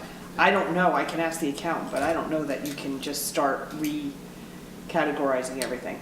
I know it would be nice, but that's what I offered to do. I could easily go through and say, okay, jump 5, jump 5. Oh, that's what, yeah, you were jump saying about 5. do all the cheers. You wanna do Yeah, all that's the just- cheer, you could do Boom, that. cheer. No, but Steve was saying, can we And then- possibly do it in the, have the budget Well, read? that's redoing all the accounts, I could see, but that's. And then control it out. So, you know, we put $50,000 into football. We used $45,000 in football. Right? Now it stays there, and then that can carry over to the next year. 'Cause That's a you great- you can't do it any other way, because this is a general control. That's trust accounting, which is what we should be using. Exactly right, But because. this is not trust accounting. I understand that. We should be doing trust accounting. That's what I'm trying to get at. It should be, okay, lacrosse spent $70,000, or we budgeted 70, they used 60. There's 10 there. That carries over to the next year, and then you only have to budget X. This is, I think Ann had made an attempt to start to spreadsheet this information that you're asking for. There's nothing wrong with, you can change the way you handle the budget anytime you want. I'm gonna make that suggestion. So Mary Ann sent us an Excel sheet, and I actually put a sheet together which showed all the revenues and all the expenses for what you're asking, sent it to everybody. I'll find it and send it out again. Yeah, I Sue remember actually someone put it to one of the did it. meetings, but we didn't discuss it. So I did it by And that's not just for, sport. that's just not for recreation, that's for Yeah, I police. know, but I again, did- with I the did it by equipment and all sport. that stuff. It's just easier to track how much you're spending on a program. Or department or something. You know, it's just, So this do you this have is that crazy. schedule? Can you send that out again to everybody? I'm making a note. doesn't- I'll check I on don't the think I ones. ever saw it. I don't know, I'm Yeah, it trying was to think out. of what it is. I mean, It was the total revenue I'm a fan of it. and all the expenses It just against makes it it. so simple. This is- Somebody had asked for the total You're amount of jumping all kids. over the place. You sent the total amount of kids that come and the revenues, and then I took the revenues and took the It expenses. should be Yeah, I done that the Right. year It should be before. self-funded. All these should be I did what you did. self-funded, exactly. Trust, and that's why trust accounting is the best way to do it. It's just- You this only is got just- X, you got X, you got to spend X, that's it. And then you don't have and then we don't have to- organizations that want to leave because you're not spending Guys, all that it's money. getting Correct. late, can we, Yeah. Yeah, sorry. All right. Gotta get through rec. the ladies up here are fading, we've been here all day. You go to work tomorrow? Moving along, recreation team. No, maybe not. Moving along, recreation teen program expenses, 370776, moved from community program budget. Annual fee of $500. snap coordinator of $575, laser tag event of $450, ice cream machine rental $185, and $190 cushion for a request of $1,900 and a recommended of $1,900. Is everybody okay with that? It's for the teen program? It's fine by me if we're Okay. going to use it. Yes. Did you guys, what'd you do on the line above? We approved it, the 18,000, yes. Recreation miscellaneous, 370,778. 1150 was requested, 1150 was recommended. It's fine. It's trending the same. Everybody okay with that? Recreation football league fees. Well, Oh, sorry. I think it's, unless we know what we're going to spend. So we pulled out 500 from the 1165 that we spent last year. And there is a rec, other expense, special needs, which I'm assuming, You're right, yeah, I think there's overlap there. so if we're funding 776 for 19, in my mind, the 1150 should be reduced by at least 500 because it's in that. Actually, 1,000 is in that, because the first two lines in the miscellaneous from 2017 are now up in the teen program new line, which I created. So what do we want to fund this, gentlemen? 500 maybe? Can you double check that? Because the first expense is that rec special needs for 500. Right, so now it's 575 in the prior line.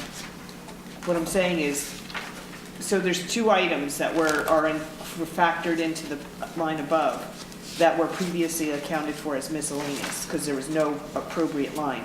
I created that teen program line this year. So how much did you move up, 1,000? Yeah. The 1,000 is in the 1,900? Yeah, so now, yeah. So this becomes 650?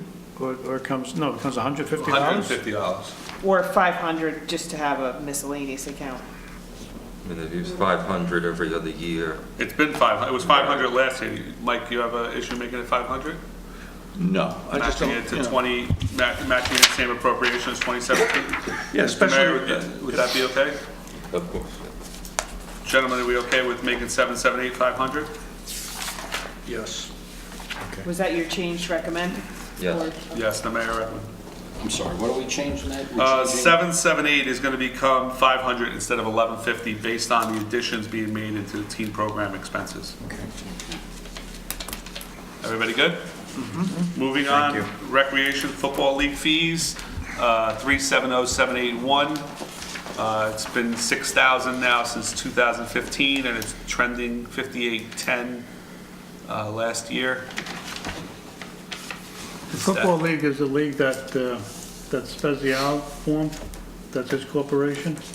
It's not a corporation, it's the league that was formed from teams from another league that other teams, other towns like Mawa outgrew us. They were twice the size of us, so ourselves, Rivervale, Hillsdale, and Lodi. Park Ridge, Lodi, a couple of towns. We formed our own smaller, what we consider to be the Group 2 football league, which is based on high school size. So that's what that's for. But again, I don't think that description, so Mike, what's the description one more time? It Just is the league fee? league fees. Yeah, so football that's- league The league fees. fee is $600. Is that like referees and all Yeah, that? I think that should be changed to be league and referee fees, unless there's another line item in there for referee fees. No, that's what I'm looking at Yeah, to so I see. think that title. No, should from be- what I saw, that was for referees and the Yeah, $600. so if you could League change and that, and referee fees. Yes, so if Because that the could be league fees are changed- only $650. Yeah, that's what I mean. Yeah, it's not 6,000, it's misrepresenting Exactly. itself. Yeah, So if you can change that heading, please. will do. Thank you.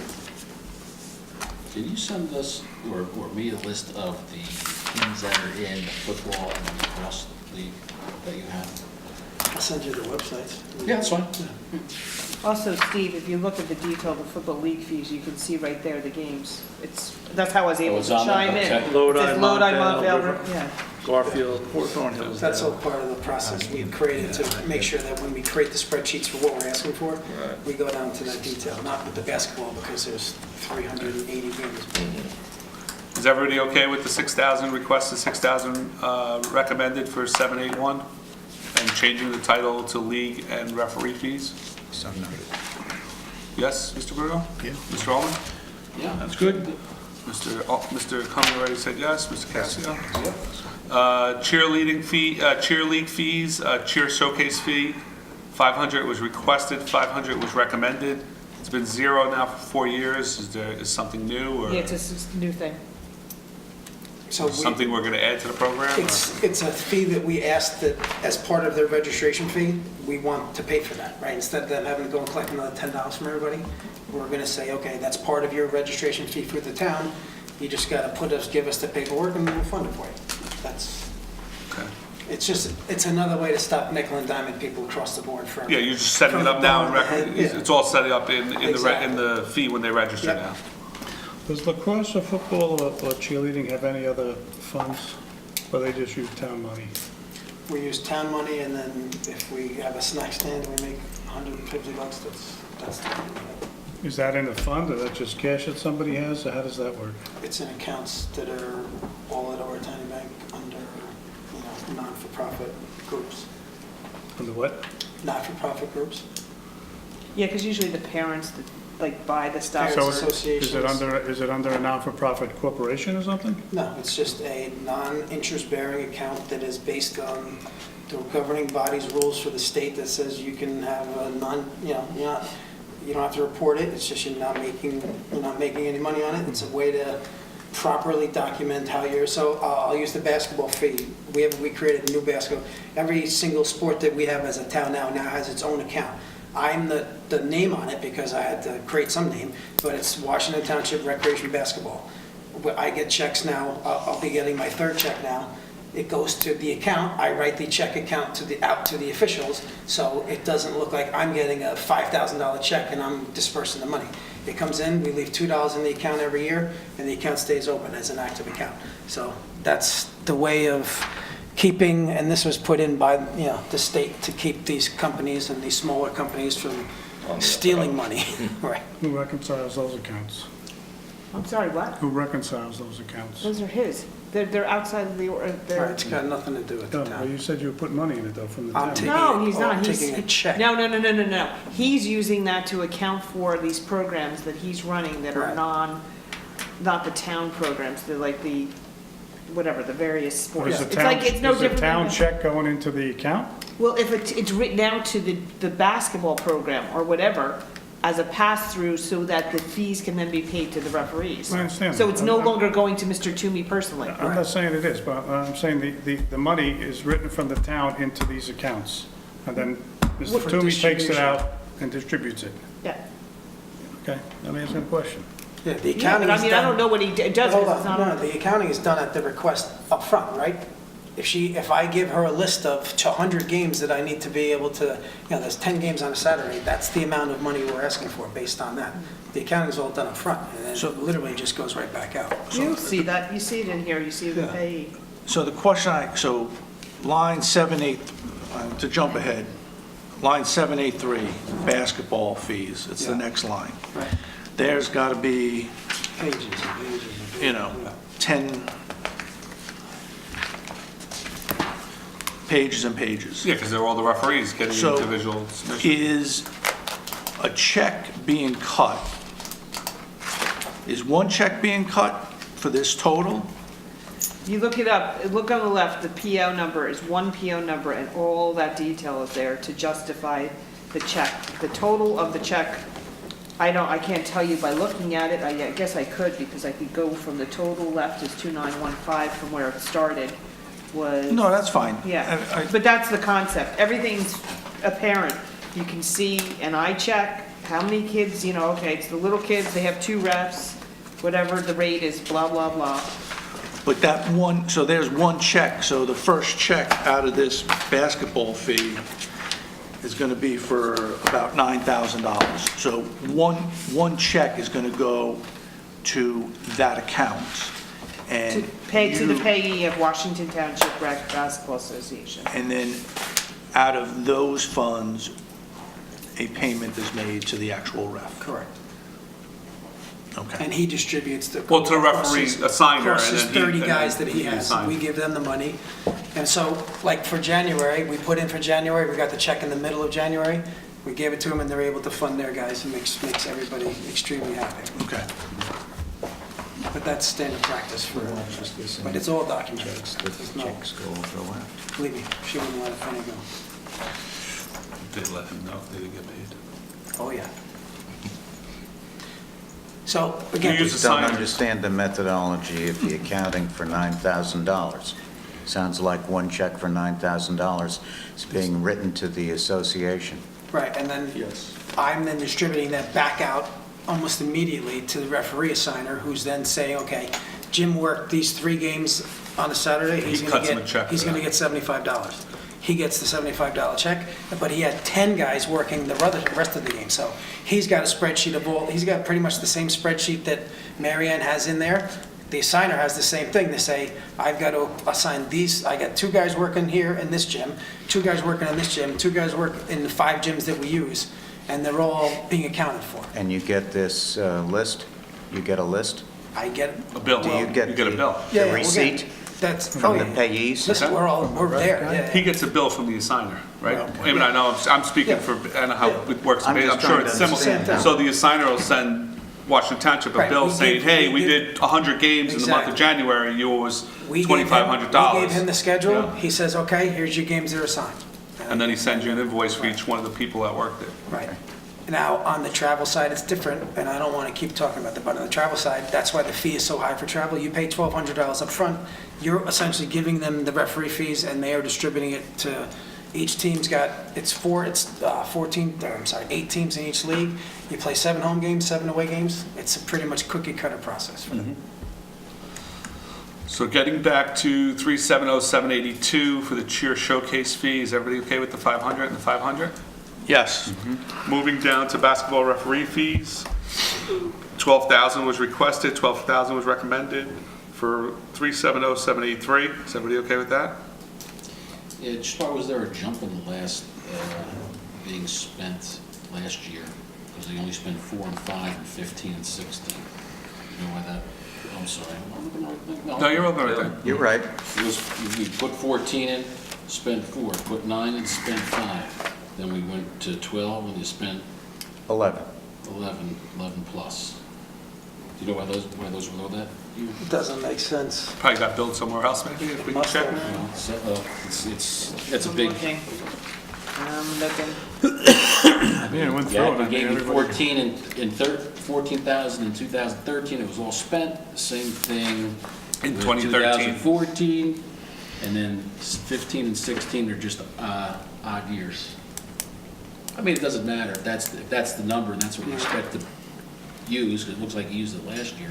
But I'm just curious why that was so low. In those 2 years, that's all. Is everybody okay with the I 12? think things were evening out because we changed the way we were allocating the fees. We didn't do the whole season in the prior year. We stopped and Oh, you we did half and split half? it, Is that and then what it was? that's, Oh, okay. it was a For catch-up. Ross's fiscal year. It was a catch-up. So there's more money budgeted in the one year than the Right. other, so. So we don't do that in where we just do everything from January, February, March now, and we include December's fees in January to pay out to the That makes rest. sense.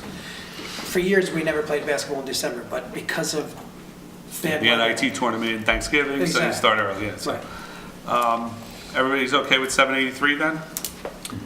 Yes. Next item, recreation wrestling league fees, 784, 0 was added. Can we 0 delete that item? Well, Or I we had, wanna hold on? I had This is the other requested one. 3,000, Oh, I don't just have like it, the I don't one have my budget. up here, so we'll flag it along with the other one Okay, up so we'll above. hold that at the mayor's request. Thank you. Lacrosse league fees, last year admin made error by not adding separate line requested by council, so it looks like an error here based on last year, but not. Yeah, I'd reported that to Bob in between introduction and adoption. He said, don't worry, we'll find the money somewhere else. So it did, in the end, recreation had enough to cover the Okay. lack of budgeting. So 10,000 was requested, 10,000 was recommended. Is everybody okay with that? And what is that? What's the title of that one again? League fees. Right, can we say that? League and referee fees League and also? referees, again. I yeah. think it's just like, that's the most expensive league. in the world. Yeah. Everybody okay with 10 and 10 for 785?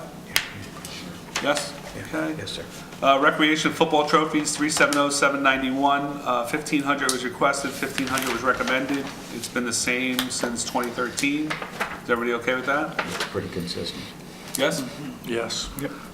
Recreation cheer trophies, 700 and 700. Yep. Everybody okay with that? based on more girls, so it's going to increase.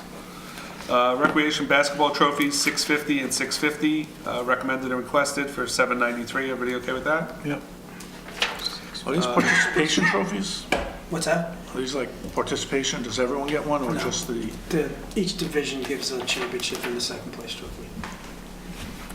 Wrestling trophies, I guess zero was asked for last year. We'll hold that, I guess. I mean, yeah, let's flag it, please, with the other wrestlings. Recreation travel basketball, 13,000 was requested, 13,000 was recommended. Well, wait, can I just go back? Yes. Even which if you one? add wrestling, you're not gonna do your trophies till the year after. How's that, how that season runs? Yeah, because you're Yeah. not going to start till after Thanksgiving. Yeah. So the Okay. fees So you are can leave it collected zero. this year, but it goes to the Okay. trophies. We'll hold it because we'll wait till the mayor gets back to us Okay. on the whole Okay. thing, because we may delete 3 things. Okay, okay. Recreation travel basketball, 370,799, 13,000 was requested, 13,000 was recommended. It's trending about 12,000 in the last 2 years. Everybody Sounds okay with way that? up. Is that really how much it costs, man? It's $1,200 per team, that's what it is, that's why. Right, that's instead of doing all the ref fees at each one, I guarantee I got my 7 games, and then he gets an assigner fee, and he pays out the fees that way. Well, that was what, last year, the 13's anticipating. He's gonna the go up, I think boosted. it's going up another $50 Yeah. per team or something like that.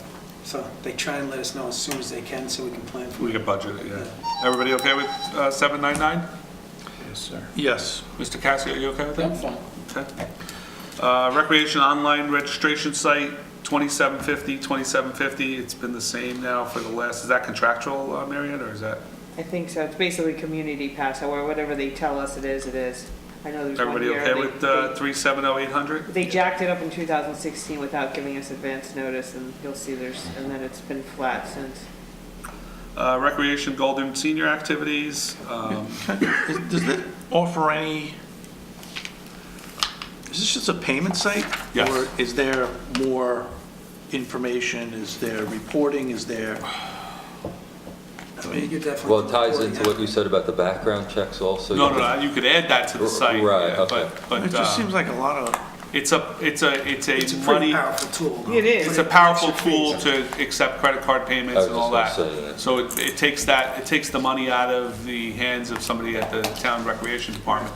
And, you get a check every beginning of the month from them, and they have a site processing fee. This is probably a lot easier than going up the stairs. Absolutely. Collecting money, Absolutely. knocking Having to on keep the the white door. cards and everything. You'd have to pay more in payroll if you didn't have this. Yeah. And do we know? Seems like, offhand- it does seem like a lot of money. Does this include the credit card fees that are charged to us, I guess, from people who pay with the credit card? Was that get deducted on our monthly payments, Miriam, do you know? I think Think it gets deducted by the monthly. that comes out of, we're not seeing that here. Yeah. I Okay. will tell you this, I think it's 3%. last year, Michael Ullman, they took in $162,864 through this website. So it's just a software cost. It is, to me, I'm in the software Software and business, hosting. it's cheap as can be. Don't give them any ideas. Don't tell everybody. Right. So is everybody okay with the host fee, the registration site, 370,800? Moving down to recreation Golden Senior Activities, 371,000. 20,000 was requested, 22 was recommended. I guess, Mr. Mayor, you have any? I told them, and I think it's fair, that we tie it to what it costs to educate one child in the school system, which right now is $22,000. So I think we could spend that much on our seniors for what it costs to just educate one child. Anybody have any problems with that? I find that just to be like an odd model, an odd justification. I mean, if there are certainly activities that They need, the seniors want. That they indicated that they will put the money to very good use. I do know they reach into their own pockets for many of the excursions. They don't, they take what they can from the town. I So know does this need last to be year. 25,000 then is the question? They were happy with the 22 for this year and Okay. see future years. Anybody, And they direct it the way they want it? Correct. But sorry, Steve. No, that's okay, yeah. There's two populations in town that really don't get a lot of service from us, which would be the seniors and the veterans, okay? I know other towns have a director or department of veteran and senior affairs, and I think that would be something that would be great for Washington Township to have. Someone that we have could be a director. You know, I know it comes under, you know, possibly your avenue, but, you know, I think that a separate one would be really nice to have, and we can really spend some, you know, if we're gonna spend the money, spend someone with quality to set up programs for these people. Yep. And I think that would be something that we should talk about it. Absolutely. In the future. I don't know about how the rest of the council feels, but again, those are two populations that we owe something to and have a separate area instead of just lumping them in with recreation. Yeah, I think absolutely. that's a special area that we should kind of fund and take care of. But just, So is everybody? maybe we'll bring it up at the next council. Yeah, I think that's a something great, like that. that's a great. Great idea. Great idea. Great idea. Is everybody okay with the 22,000? Yeah, let's see how it goes this year, and then perhaps next year we can... Mr. Bruno? Yeah, no, last year I'd said to put money in because I know they went to tattoo parlors and had a good time, so. Yeah, I gotta wait until I'm 65 to get the tax. We're gonna, Mary Ann said anyway. All right, we're gonna go on, 'cause the night's getting late. With that being said. Recreation Senior sure what to Exercise say to that. Program, 372000, 3380 was requested. Just kidding, seniors. 3380 was recommended. Any objections to that? It's based on a grant, Oh, so we grant, have okay. to. Is everybody okay with that? Yeah. They come into our shop or we go somewhere? No, they go into the senior center every Thursday morning at 10 o'clock, and we have an instructor we pay. That's why I can't get a parking spot. Can we zero delete 373232 since it's been zero now for a few years? Well, last year, yeah. That was where the teen center stuff has been going through. So I guess since we can zero delete that. And that takes us to the end of tonight's budget session, right, gentlemen, or anything Do else? you want to get into any field stuff in this? Oh, we have fields, I'm sorry, right. Sorry, as much as I want to go home. It's on the same, it's on the the next- following page. Also, one thing I'd like to cover tonight, because again, the rec. We flagged field and maintenance. Sorry, Peter, I just thought we Yeah. flagged the field. I have a bunch of Fs there also. Yeah, I have Those all holdovers too, flagged. yeah. The summer rec program would like us to approve their rates because believe it or not, they have to start to get the flyers out now because that's when other towns and organizations do. So, Yeah, and it requires an ordinance in first and second reading. yeah, but if we can just do a quick straw poll if that's what's needed and then have the ordinance for the next meeting. I guess can I borrow your, I don't, It's at the is it end end of this week? of the conference, yes. It's the email, what we charged last year and this year. So gentlemen, Yes, of course. we have an ordinance amending fees for summer recreation program activities and related services. The summer recreation program will become a 6-week program from 8:30 a.m. to 2:30 p.m. It would be $300 per first family participant and $290 for each additional family participant. Non-Washington Township Westwood residents, additional $75. Full before and after care would go to $480 for the first participant and $470. Again, with the non-Washington Township Westwood resident, additional $75. So is Westwood part of our summer rec? If they wanted Yeah. to be. They can join as, and they'd be As a considered resident. We could do the same, yeah. That's fine.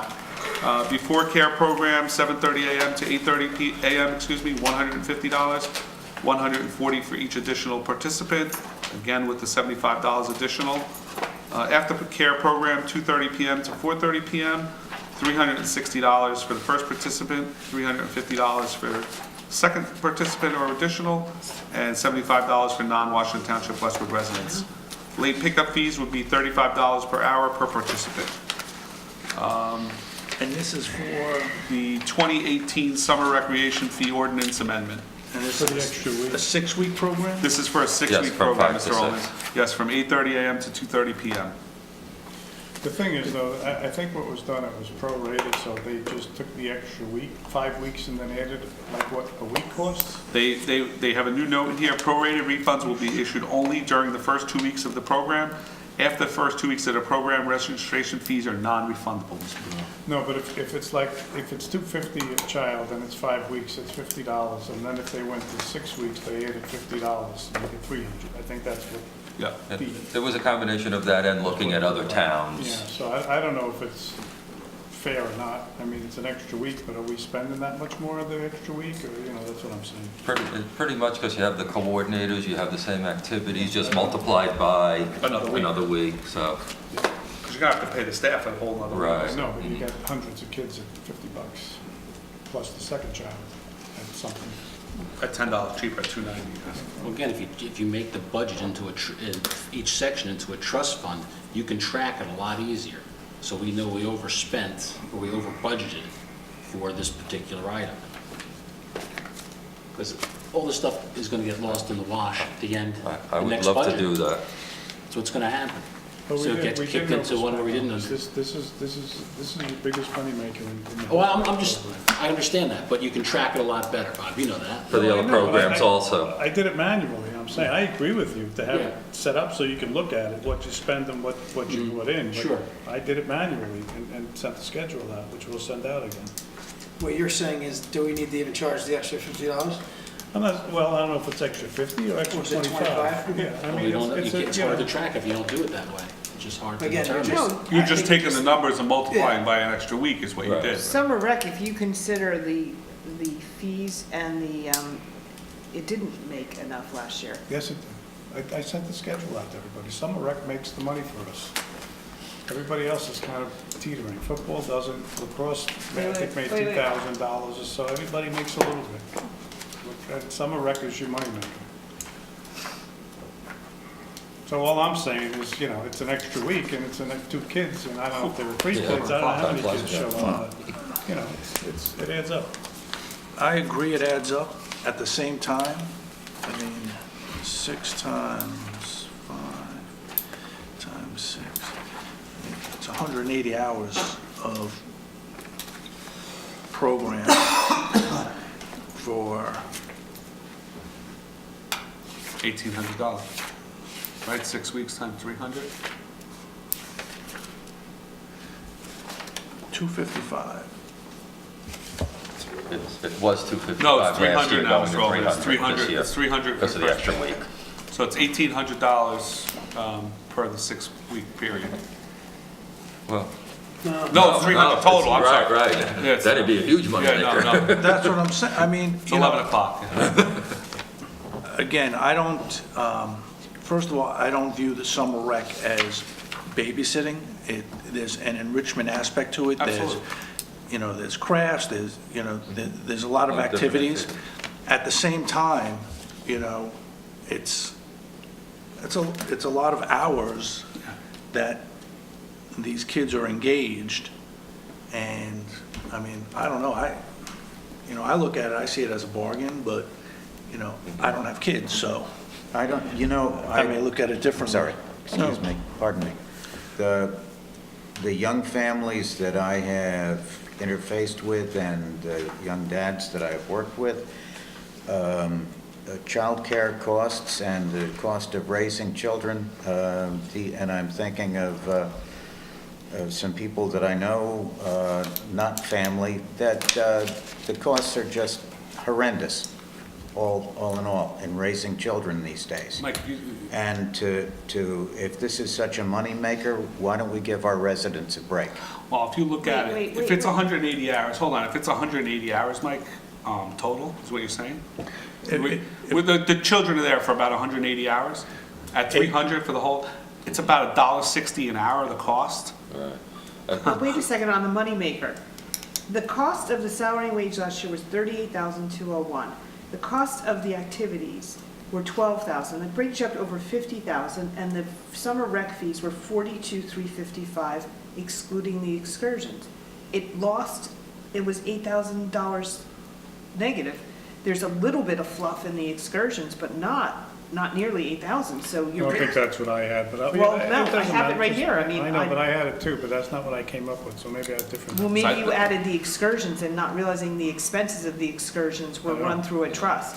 Just. So Mike, I think for $1.67 an hour, if it's 180 hours at 300, that's what it is, right, Mr. Bruno, Well, about that? it goes 8:30 to 2:30, Yep. 6 hours a day. 5 days a week? 5 days a week. 30, Times six. it's 180, so it's $1.67 an hour. Gee, I don't even get that much. Again, I don't want to monetize everything, but to me, it's a program. It's a great program. Yeah. So it's a great value. Yeah, but it is also what the other, we're in line with the other towns. I have no issue with it, Joe. And had done her homework, and also, as much as, let me not even say it. I think I you wanna leg up. can't get a babysitter for $1.60. Not that I'm saying No, babysitter, right. I'm just saying, but if You- you you're look getting at more it, than that. your child is at a place of enrichment for $1.67 an hour. Well, that's good to know. That's a great value. I think it's a benefit to our community. I have no issues with it. I don't know, the rest of you gentlemen, what your comments are, but are we good with it? So we have our, And you presented it that way.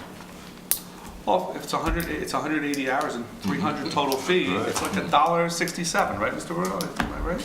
Yeah, listen, all I'm saying is if you have a family who's in all our rec programs, and Ava knows better than I do with the age group, so if they're doing basketball, they're doing baseball, they're doing lacrosse, they're doing soccer, some of the younger kids are doing rec, it's a substantial number that a family puts out for 2 kids. And I don't think anybody's running around town, there might be a few with one, but there's a lot of families that have 2 plus 3 kids. That's all I'm saying. And I know one it that is- has 4. I mean, it is what it is. If that's hurts. what it is and it covers our cost, then fine. Good. Well, I think like Mary Ann That's said, fair. we did subsidize it last year, so. Yeah, but we subsidize all the programs. Yeah, absolutely, no, absolutely. Okay. Are we okay with that, gentlemen? Mr. Allman, The anything else? proposal, which line number? The new ordinance. No, this is the ordinance. It's just. Oh, I'm sorry. You're not voting on it, you're just whether you want to No, move we just want forward. On that Is this basis, something it we have to sounds do a better. first reading of, and can we consider Yeah. tonight was a first reading? Was this the first reading, Ms. Witkowski? I said to Mary Ann, I remember seeing something from Ken on an email that he couldn't finish the You don't have ordinance. an ordinance tonight, do you? Yeah, we do have They had the draft in here, but he couldn't complete it because of the way that the message from Ann was written. And you never discussed the ordinance. So I guess we'll have to wait till next meeting, till Mr. Powell Because, presents this. in one of the Or maybe the next budget registration, meeting, I we can just remember sneak talking it to in. Ann about this. Is it like the end of Gentlemen, what would you April? like to meet next It's for the the end of April, budget? beginning of May, yeah, because you need to give people I need a time. weekend again. Right, it's so okay. if we did an introduction at the next Don't wait meeting for and me. then adopted. Wanna wait till next the Monday- first week next of Monday night, good April, with everybody? And we do an emergency resolution. It doesn't maybe matter go to me. in place. Oh, wait. and have it- Yeah, we're gonna put a full We evening can of Monday. consider it our Yeah, next should budget wrap it meeting. up, and then Or whenever you have it, yeah, we can even do that, which might kind of. Authorize everybody to next Monday. The fee for this program. Gentlemen, is everybody available next Monday night for a full meeting on budget? Yes. 7 o'clock, I'm available. 7:30, same time, but it's okay. 3:50 or 2:55. Mary Ann, Sue, next Monday? I think, Do have the full. we check with our secretaries. 12th is good for TV, I'm told, so. Is that Sorry, okay? I snorted. Gentlemen, so next Sorry. budget meeting will be February 12th at 7:30. How about March 12th at 7? Oh, excuse me, March 12th at 11 o'clock. I even got that one. Motion The Ides of March. Motion to adjourn? John, motion. Motion. Aye, aye. Aye, aye. All in Aye, aye. favor? Thanks for Thank coming, you. Aye, aye, aye, aye. giving us the answers right Thank away. you.